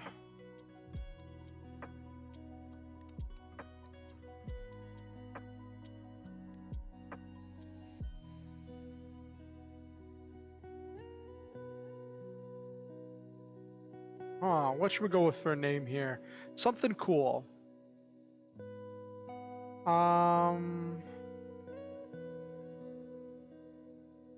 I don't really have a theme. Like in Halcyon Avenging, everybody's named after a plant, so that made it simple.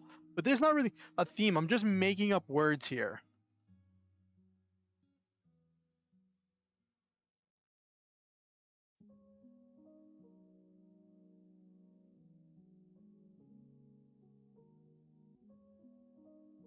Hmm. Hmm.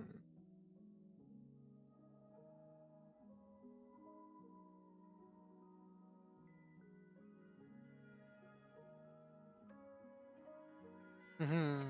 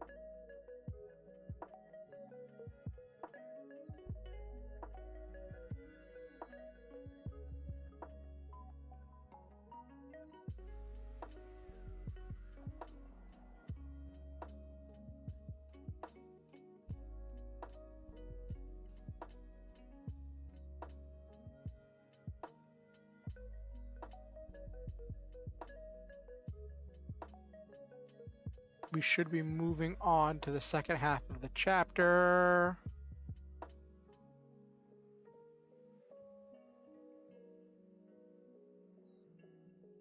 Ooh.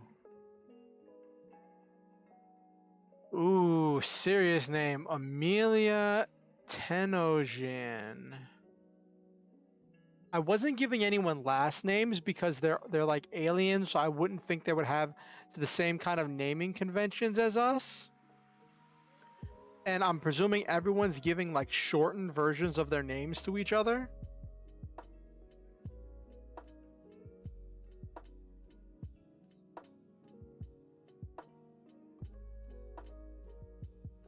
Hmm.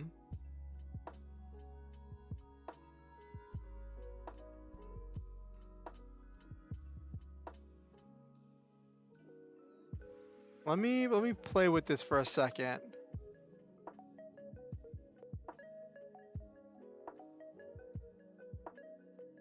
Yeah, alien name.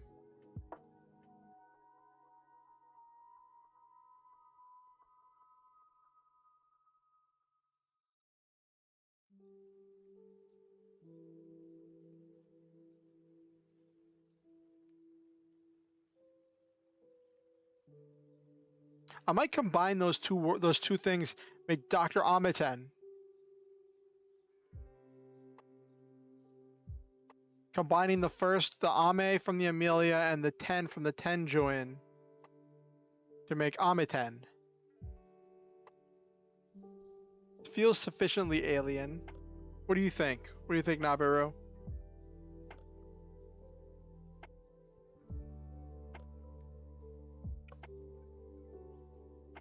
Ugh.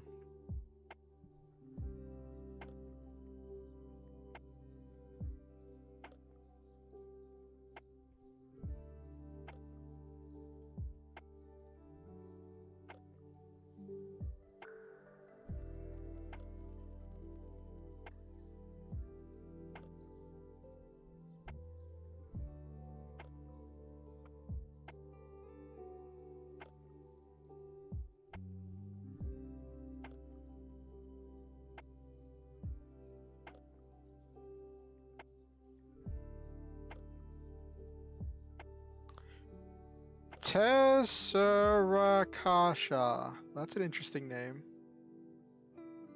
That's interesting. I like Amaten, though.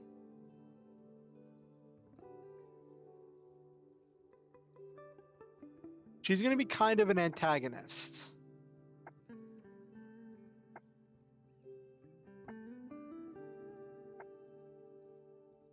Mm-hmm.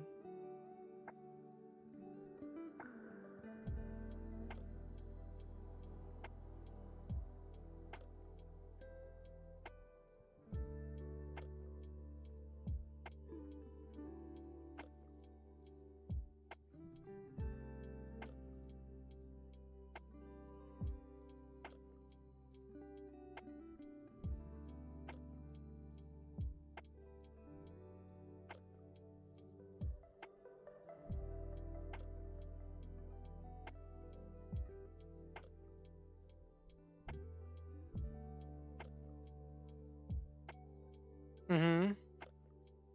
That makes sense, Nabiru.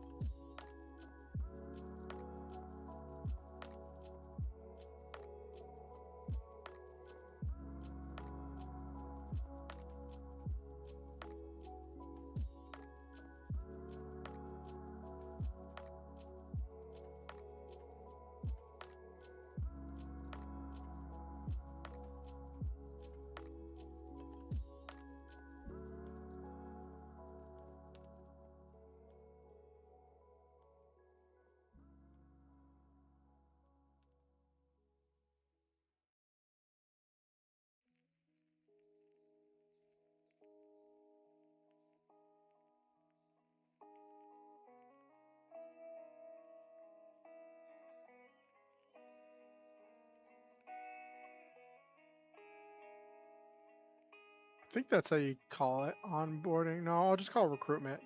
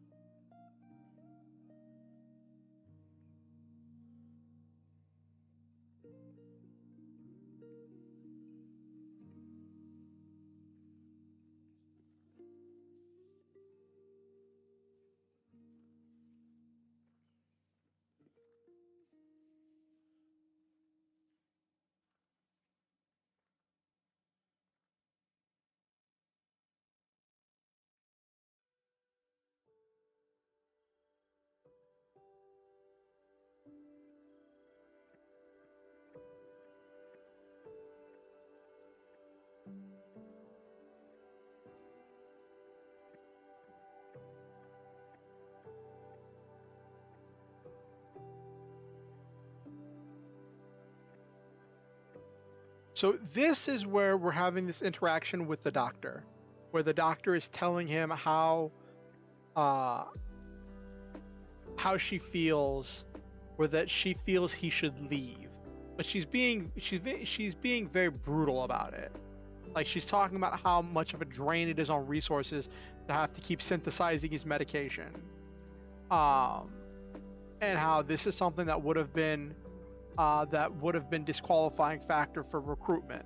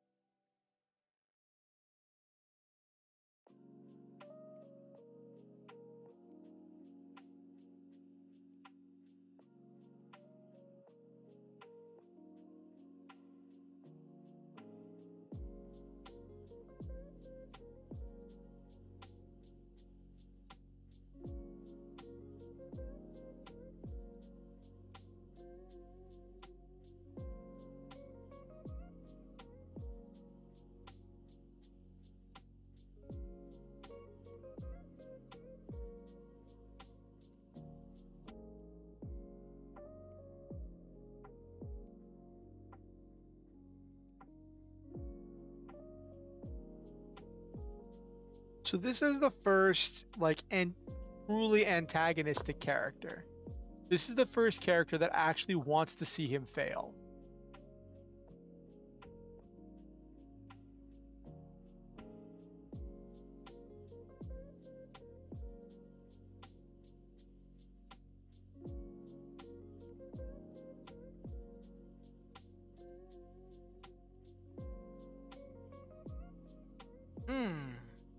Wow, it is already 11 p.m. Holy cow. How much writing did we get done today?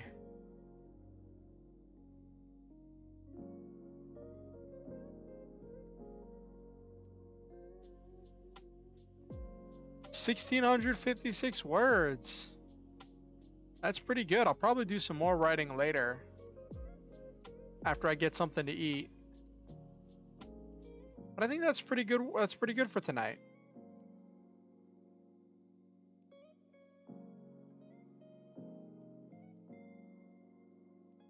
Oh, hey, Okusen. Got about 1,656 words done. Got a few characters named, some things fleshed out, some specific stuff about the world fleshed out. Actually, how many words? I think this chapter might almost be over. I'm trying to keep everything snappy and maintain around 2,000 word chapters. I still got a little bit of space left in this one, because I realized in my main work in progress, Halcyon Avenging, I was so focused on building word count and getting words on the page that, like, a lot of my stuff just got really, really bloated, and I was using a lot of words to say not a lot of stuff. I don't want to keep doing that. Like, I want to keep writing, but I want my writing to matter. Which is kind of not what I was doing before. Like, I just so one thing I don't want, Okusen, is to like, because this I'm planning for this story, the lore novel, to be about 54,000 words, like 54, 55. I don't want to get to like 30 or 40,000 words and only be halfway through the story, because I want to get that feeling of being finished at 50,000, you know? And that's kind of what I'm dealing with Halcyon Avenging, where like I'm in the 40,000 range of Halcyon Avenging, but I am nowhere near the ending. I mean, I guess I could shorten some things in there and get closer to the ending, but it is dragging. But overall, I'd say it was pretty good.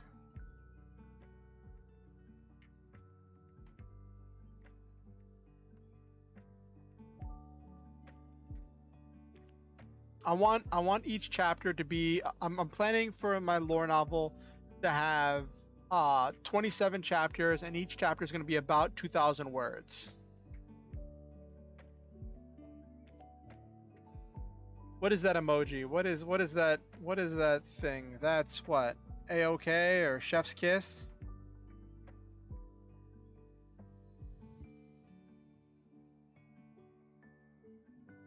Oh, you got this. Okay.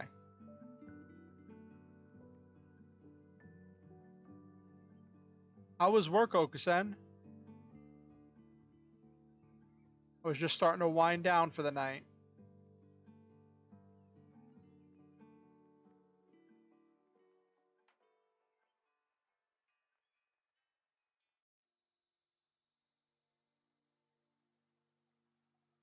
Yeah, it's kind of a thumbs up emoji, Nabaru.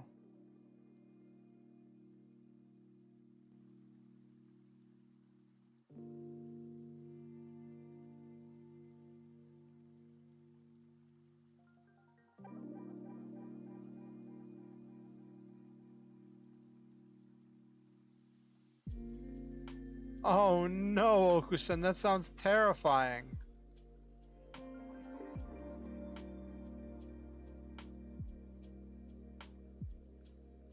What's that? Just remember to hydrate, take out.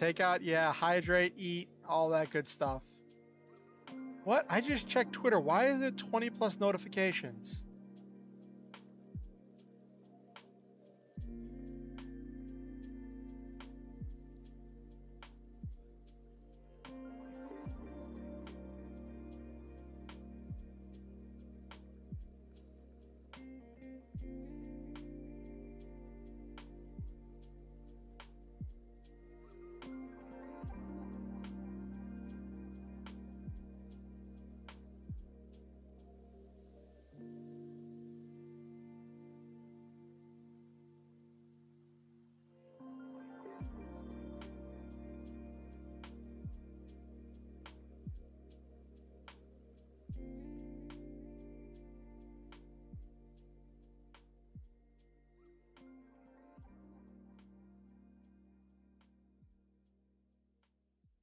Someone retweeted, quote retweeted me.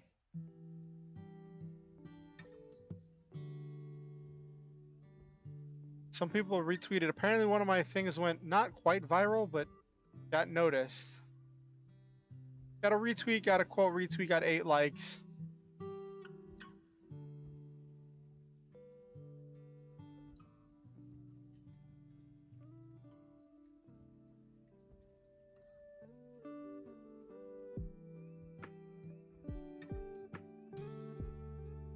Alright, well, that's funny. Apparently I struck a chord, because I made a post about how it's like, it feels like I don't know where people are going after Twitter, right? Because it's like, in the past couple weeks, I've reconnected my Tumblr, I've made a co-host, I'm still learning about Mastodon, I just made a hive. And it just feels like as soon as I learn about one thing, there's another new app that people are moving to. And it's just this big question of like, what's What do I invest my limited time and energy into?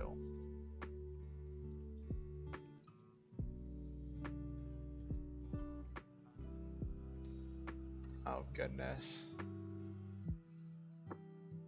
Might have to mute this.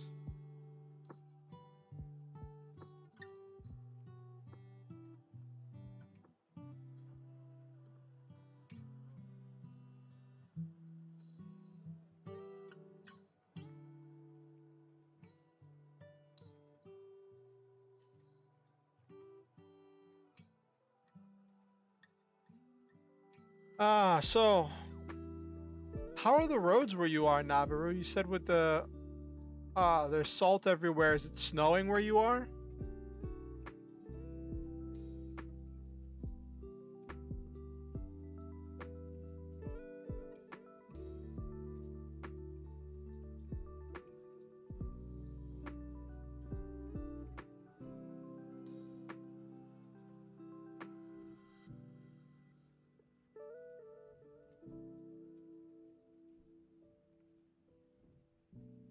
Has it slowed where you are, Nabaru? Okay. What about you, Okusen? Is it snowing where you are? Or maybe Okusen already left. Okusen might have already left to go drive home.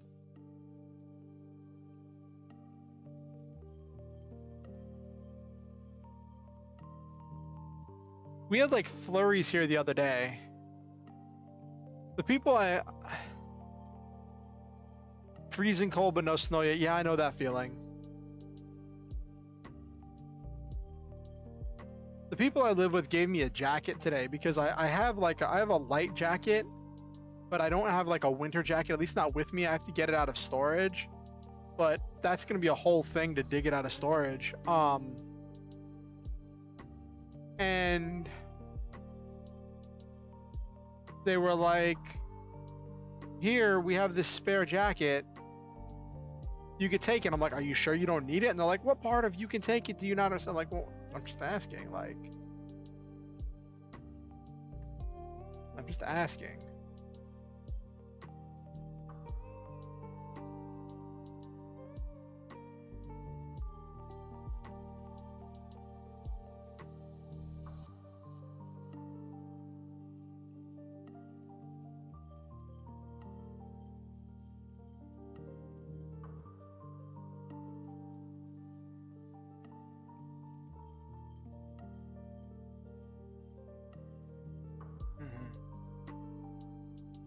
So what do you have planned for this week?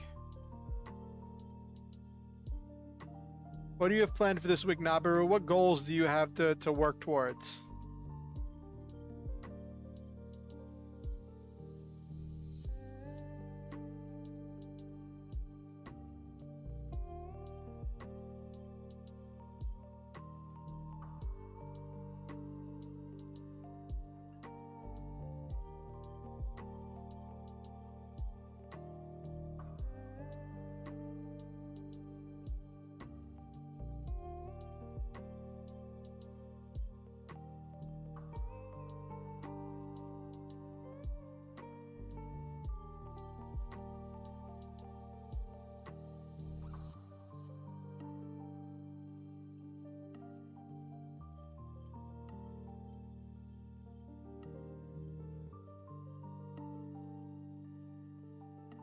Not to stress too much during family, birthday, and a holiday. A high goal being an empath around family who love to argue. Oh my gosh.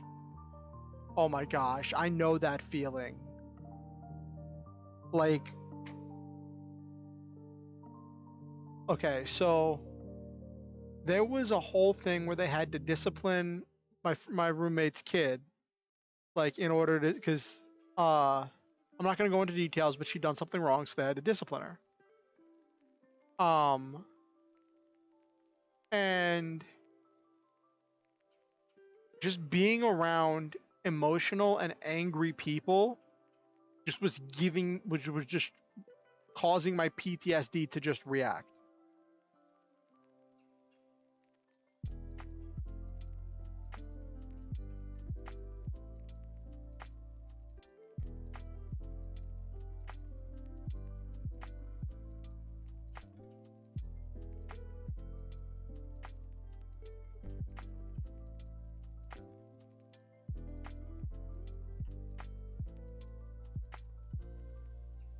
Oh my gosh.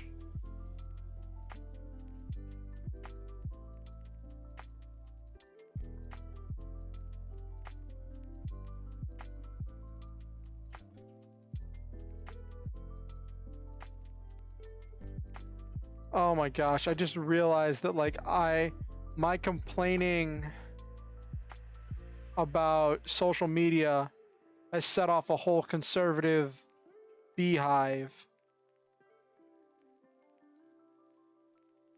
I need to mute this.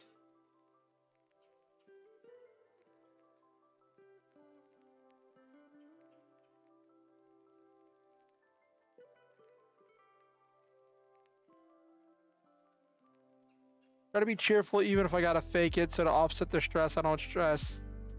Yeah, that makes sense, Nabiru.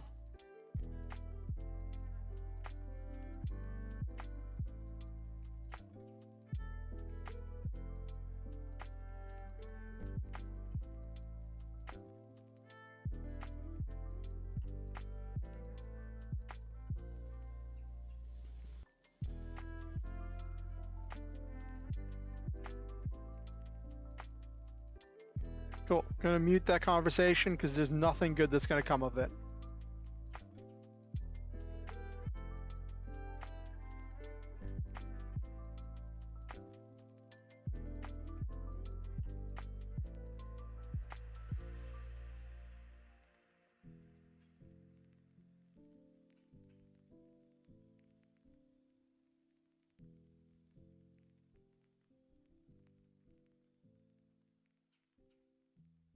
Okay.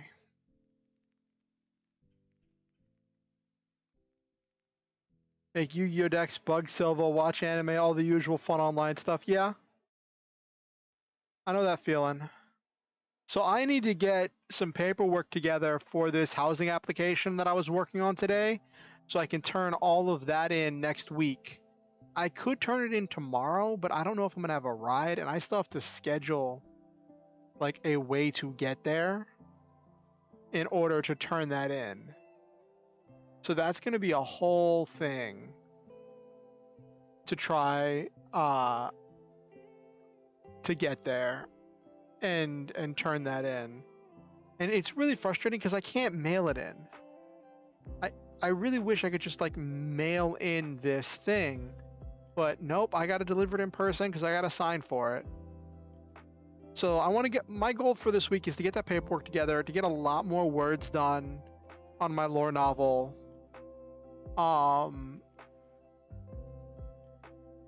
Like right now, how many words am I at with the lore novel? Let me take a look.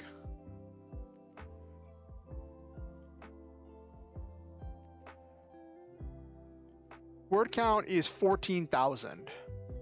I would like by the end of the week to be almost to 20,000. Because I'd like to at least be at like 25K by the end of the month. That's where I'm floating at right now.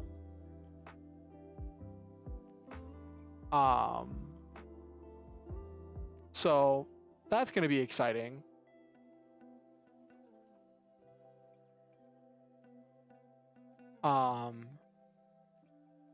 Just putting all of that together is going to be interesting.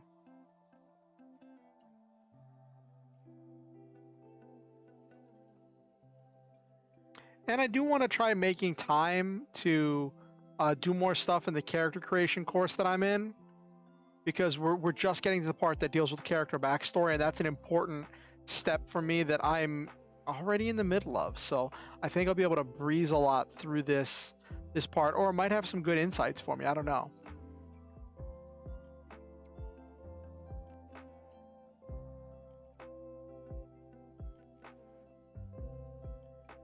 Ooh, that sounds fun. That sounds fun, Silva.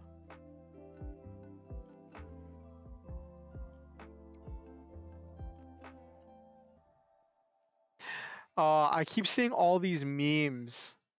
Have you seen any of the memes about the Hallmark movies?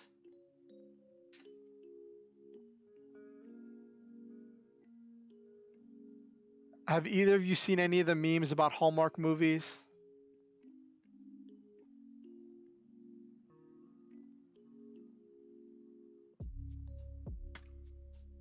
where it's like at some point a city slicker, career-minded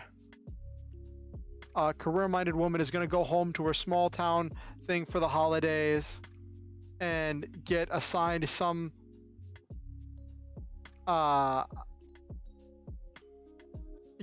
something for the Christmas play, and where the only person to help her is going to be some rugged carpenter.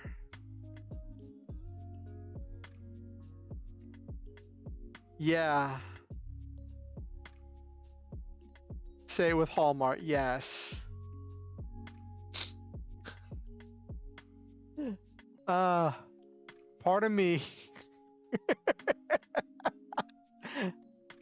So like, I was thinking it'd be really funny to flip that story on its head, because like I live in the big city now, but like my family is from a small town in Florida. So like, if I went back home to visit Florida for the holidays, would it work in the opposite direction, where I'm the city slicker guy who's gonna end up meeting some rustic carpentry girl?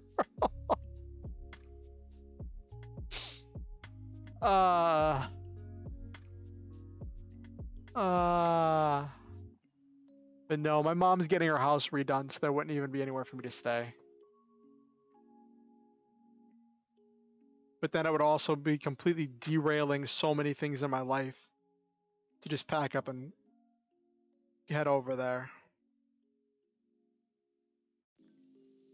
And it wasn't even that I really just like wanted to go back. I just thought it was funny because I saw all those memes about the Hallmark movies.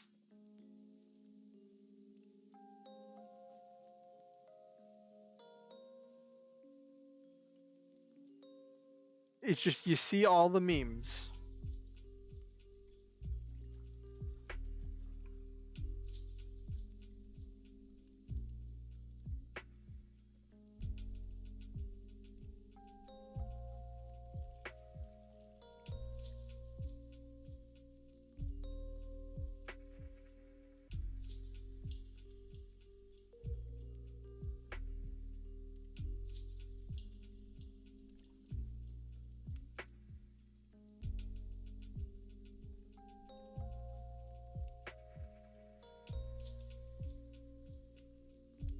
City Slicker and Country One great classic Green Acres theme is now playing in my head. Oh no.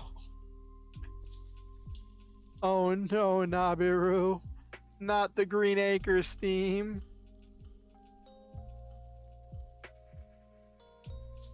Oh, we were just winding down. We were just chatting. I like to chat for a little bit before we end instead of just ending suddenly.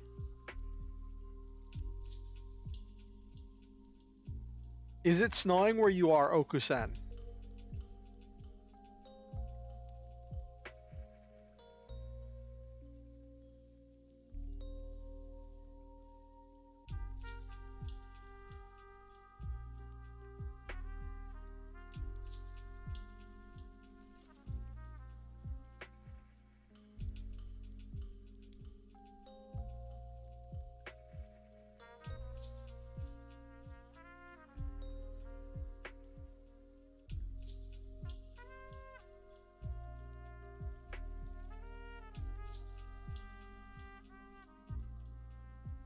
Okay, so.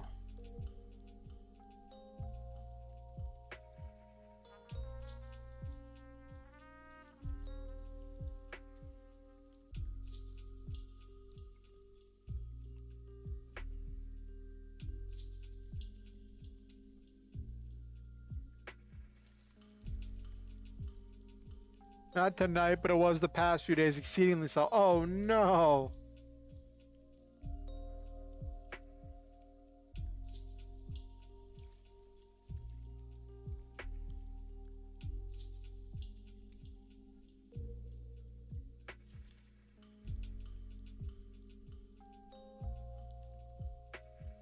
Record-breakingly so. Oh no!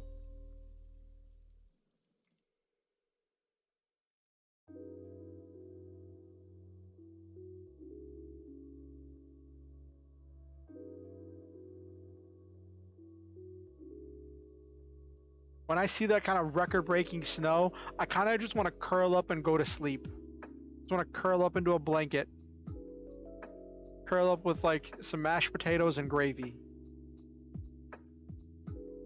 I'm probably gonna make some gravy for Thanksgiving because I have the arrowroot powder, so I can make some gluten-free gravy.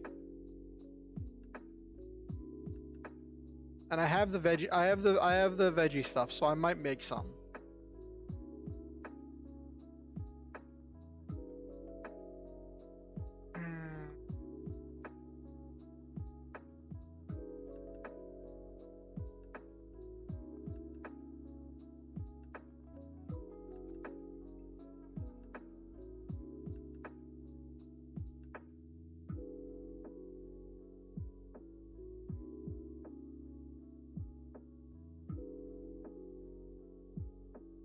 Yeah.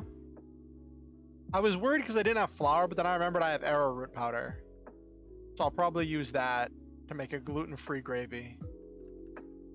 Not that I'm gluten-free, but I like using arrowroot powder for stuff. And I have some vegetable bouillon.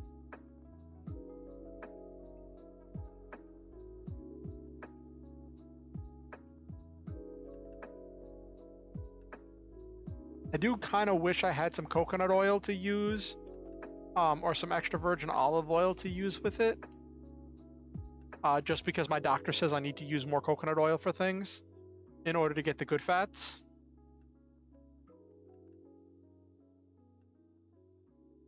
Maybe I'll get to the store sometime this week. Maybe.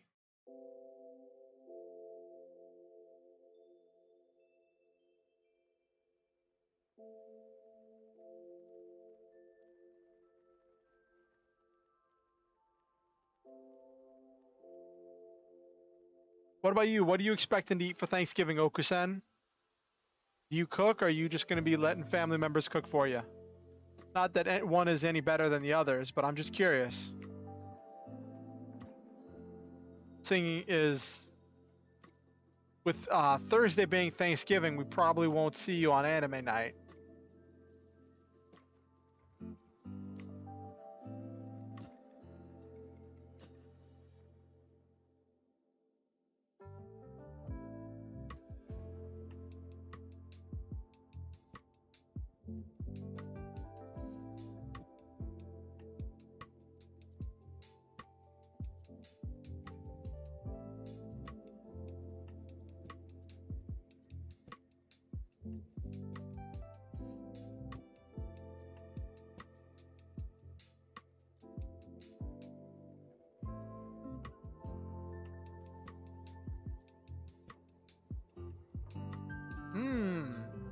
Oh, what are you planning to make, Okusen?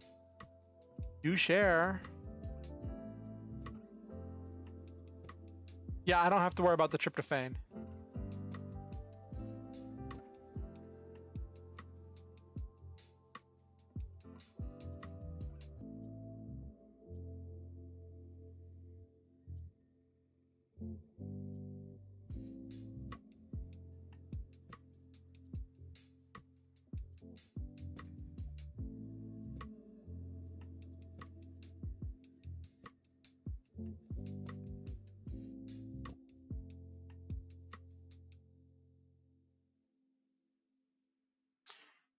Tryptophan is the cause of people getting tired and sluggish. You have 2 days, Okusen? Oh no! I'm sure you'll figure something out.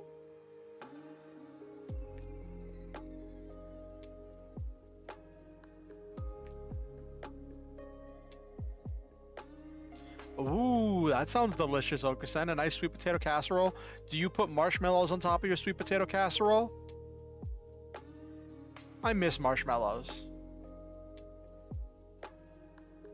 I really do.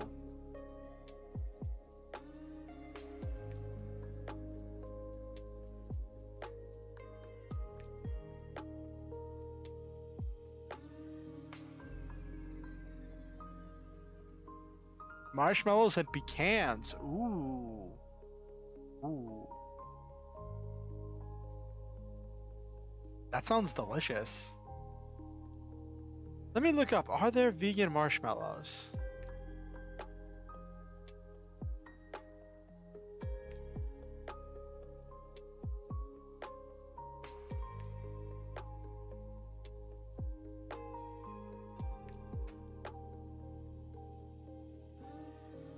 There are, okay.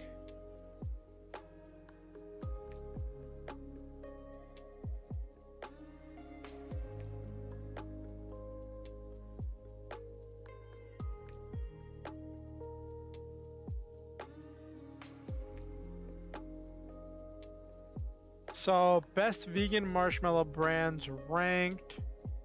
There's Yumalo.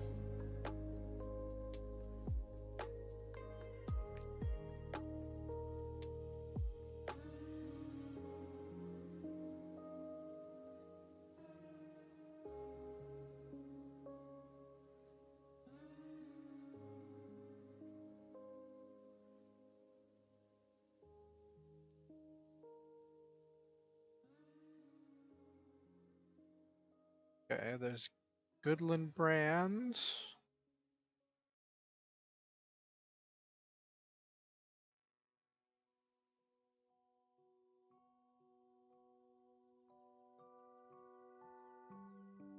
What's the number one? I'm just gonna scroll to the number one of this list. Oh, there's Trader Joe's. Dandies. What's this? Oh, I can get it at Whole Foods. Okay. I might look for it.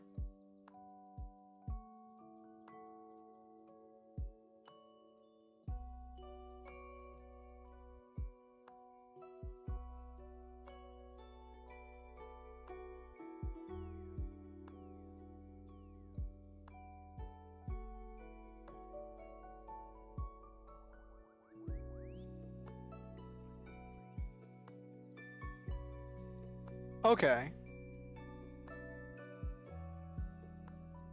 So there are Dandies vegan marshmallows. Oh my gosh, but they are so sweet. That is, as a diabetic, that's definitely something I should probably avoid. So my doctor says that my diabetes is so under control that I might be decreasing my dosage of my diabetes medication, which is really exciting. I've lost a lot of weight, and my doctor says as long as I keep the weight off and I can figure out something to do about my cholesterol, I should be in really good shape. But I'm trying to eat a lot of peanut butter because apparently peanut butter is good for good cholesterol.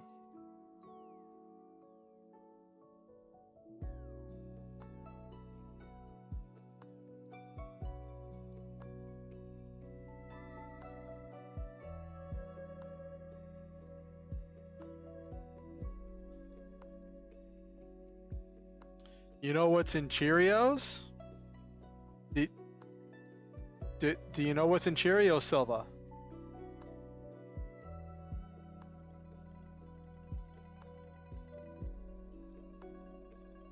I'll give you a hint. No. Well, I mean, oats are in there. Honey.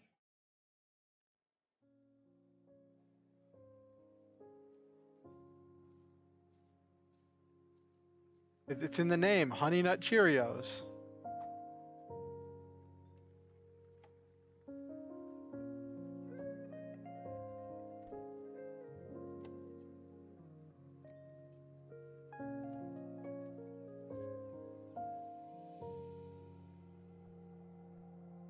Are there other kinds of Cheerios?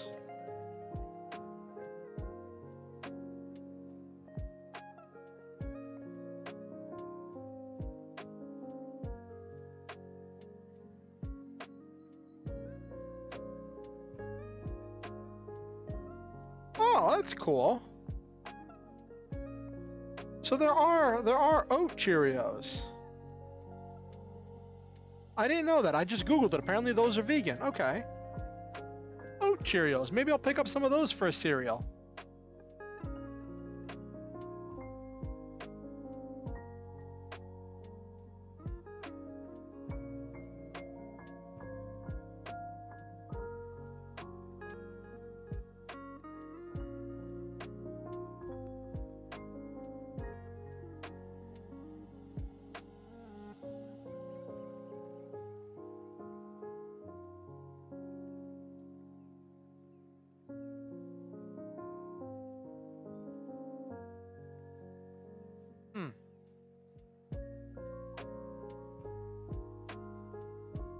But Mr. Scrooge, it's Christmas. The Honey Nut Bee says so. Oh my gosh.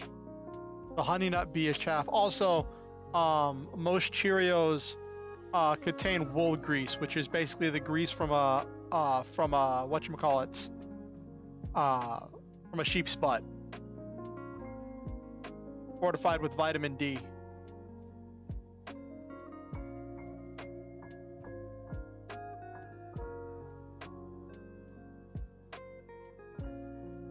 All right, we are just gonna.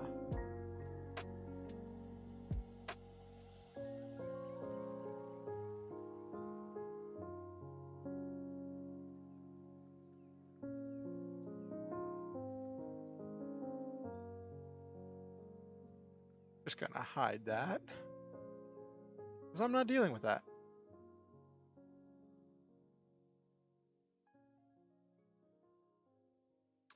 So yeah, maybe I will pick up some Cheerios. Have that as a cereal instead of Captain Crunch.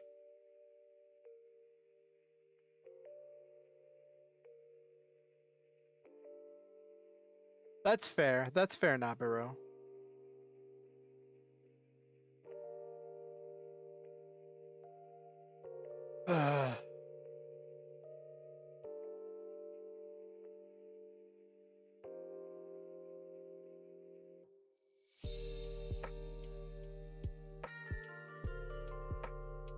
No, Cheerios never really had that many oddities.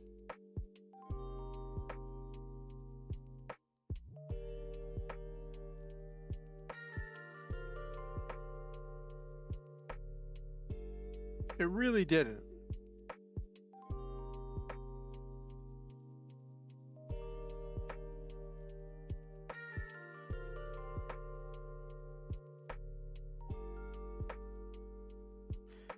Magic Spoon. Okay, so funny fact, right? Magic Spoon cereal is made out of like milk and milk products. That's how they are keto friendly, because instead of using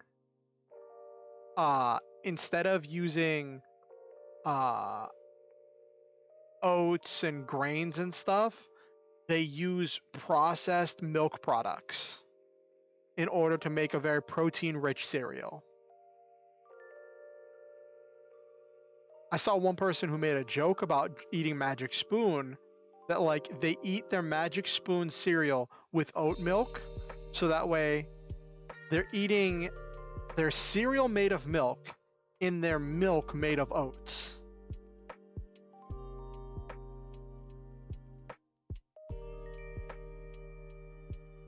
Which I think that's hilarious.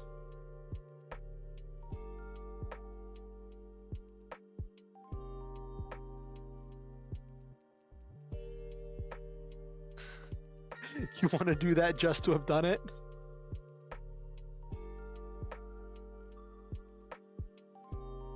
Oh, oat milk is definitely nice.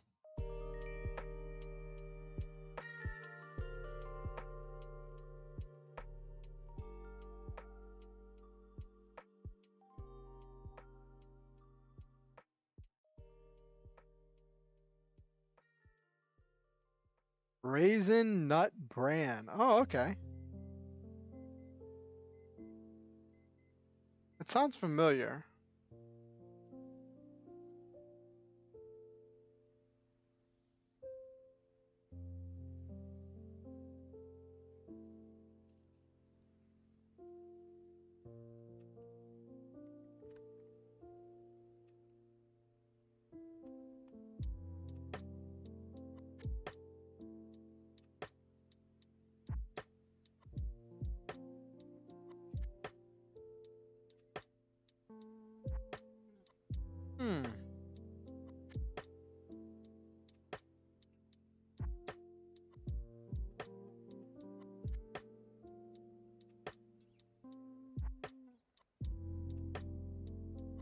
I could eat some raisin nut bran. That's vegan. It's funny. That's like the first thing when someone tells me about a food, I just look up if it's vegan. If you turn cereal into junk food, if you turn cereal into junk food, then turn that junk food into cereal. Is it a different or the?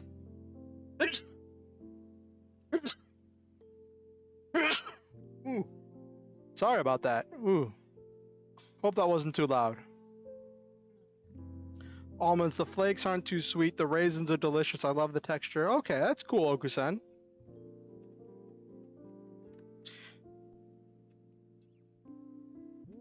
Thank you, Okusen. Reese's Puffs are also good. Yeah, I'm sure those are.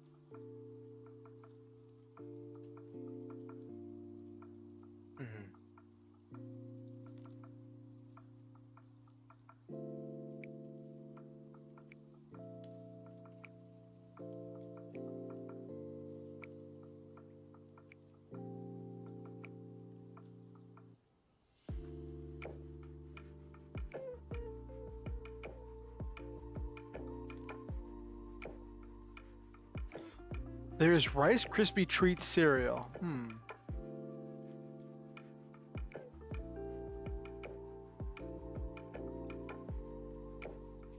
The opinion is right, but very wrong. Oh no, Okusen.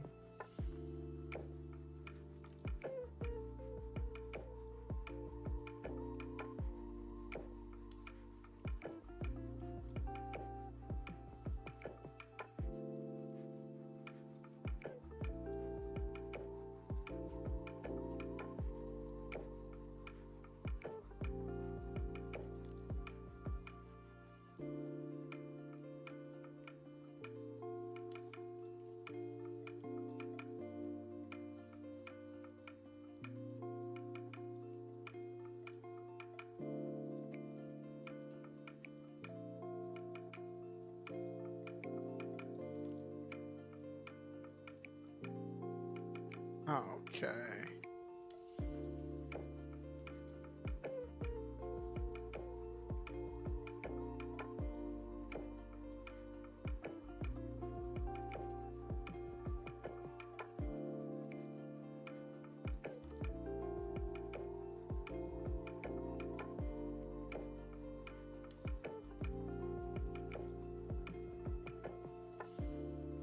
All right, well,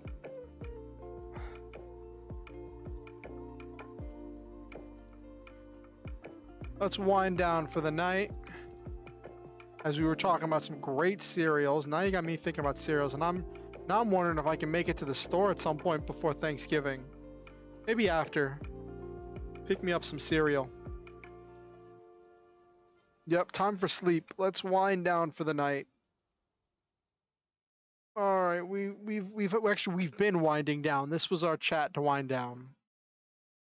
So I want to say to everyone who came to stream tonight, Silva, Okusen, Nabiru, what was that other person who came earlier? Ismail, and anyone who lurked or anyone who watches this VOD later on, I want to tell all of you that I love each and every one of you, and I believe in all of you.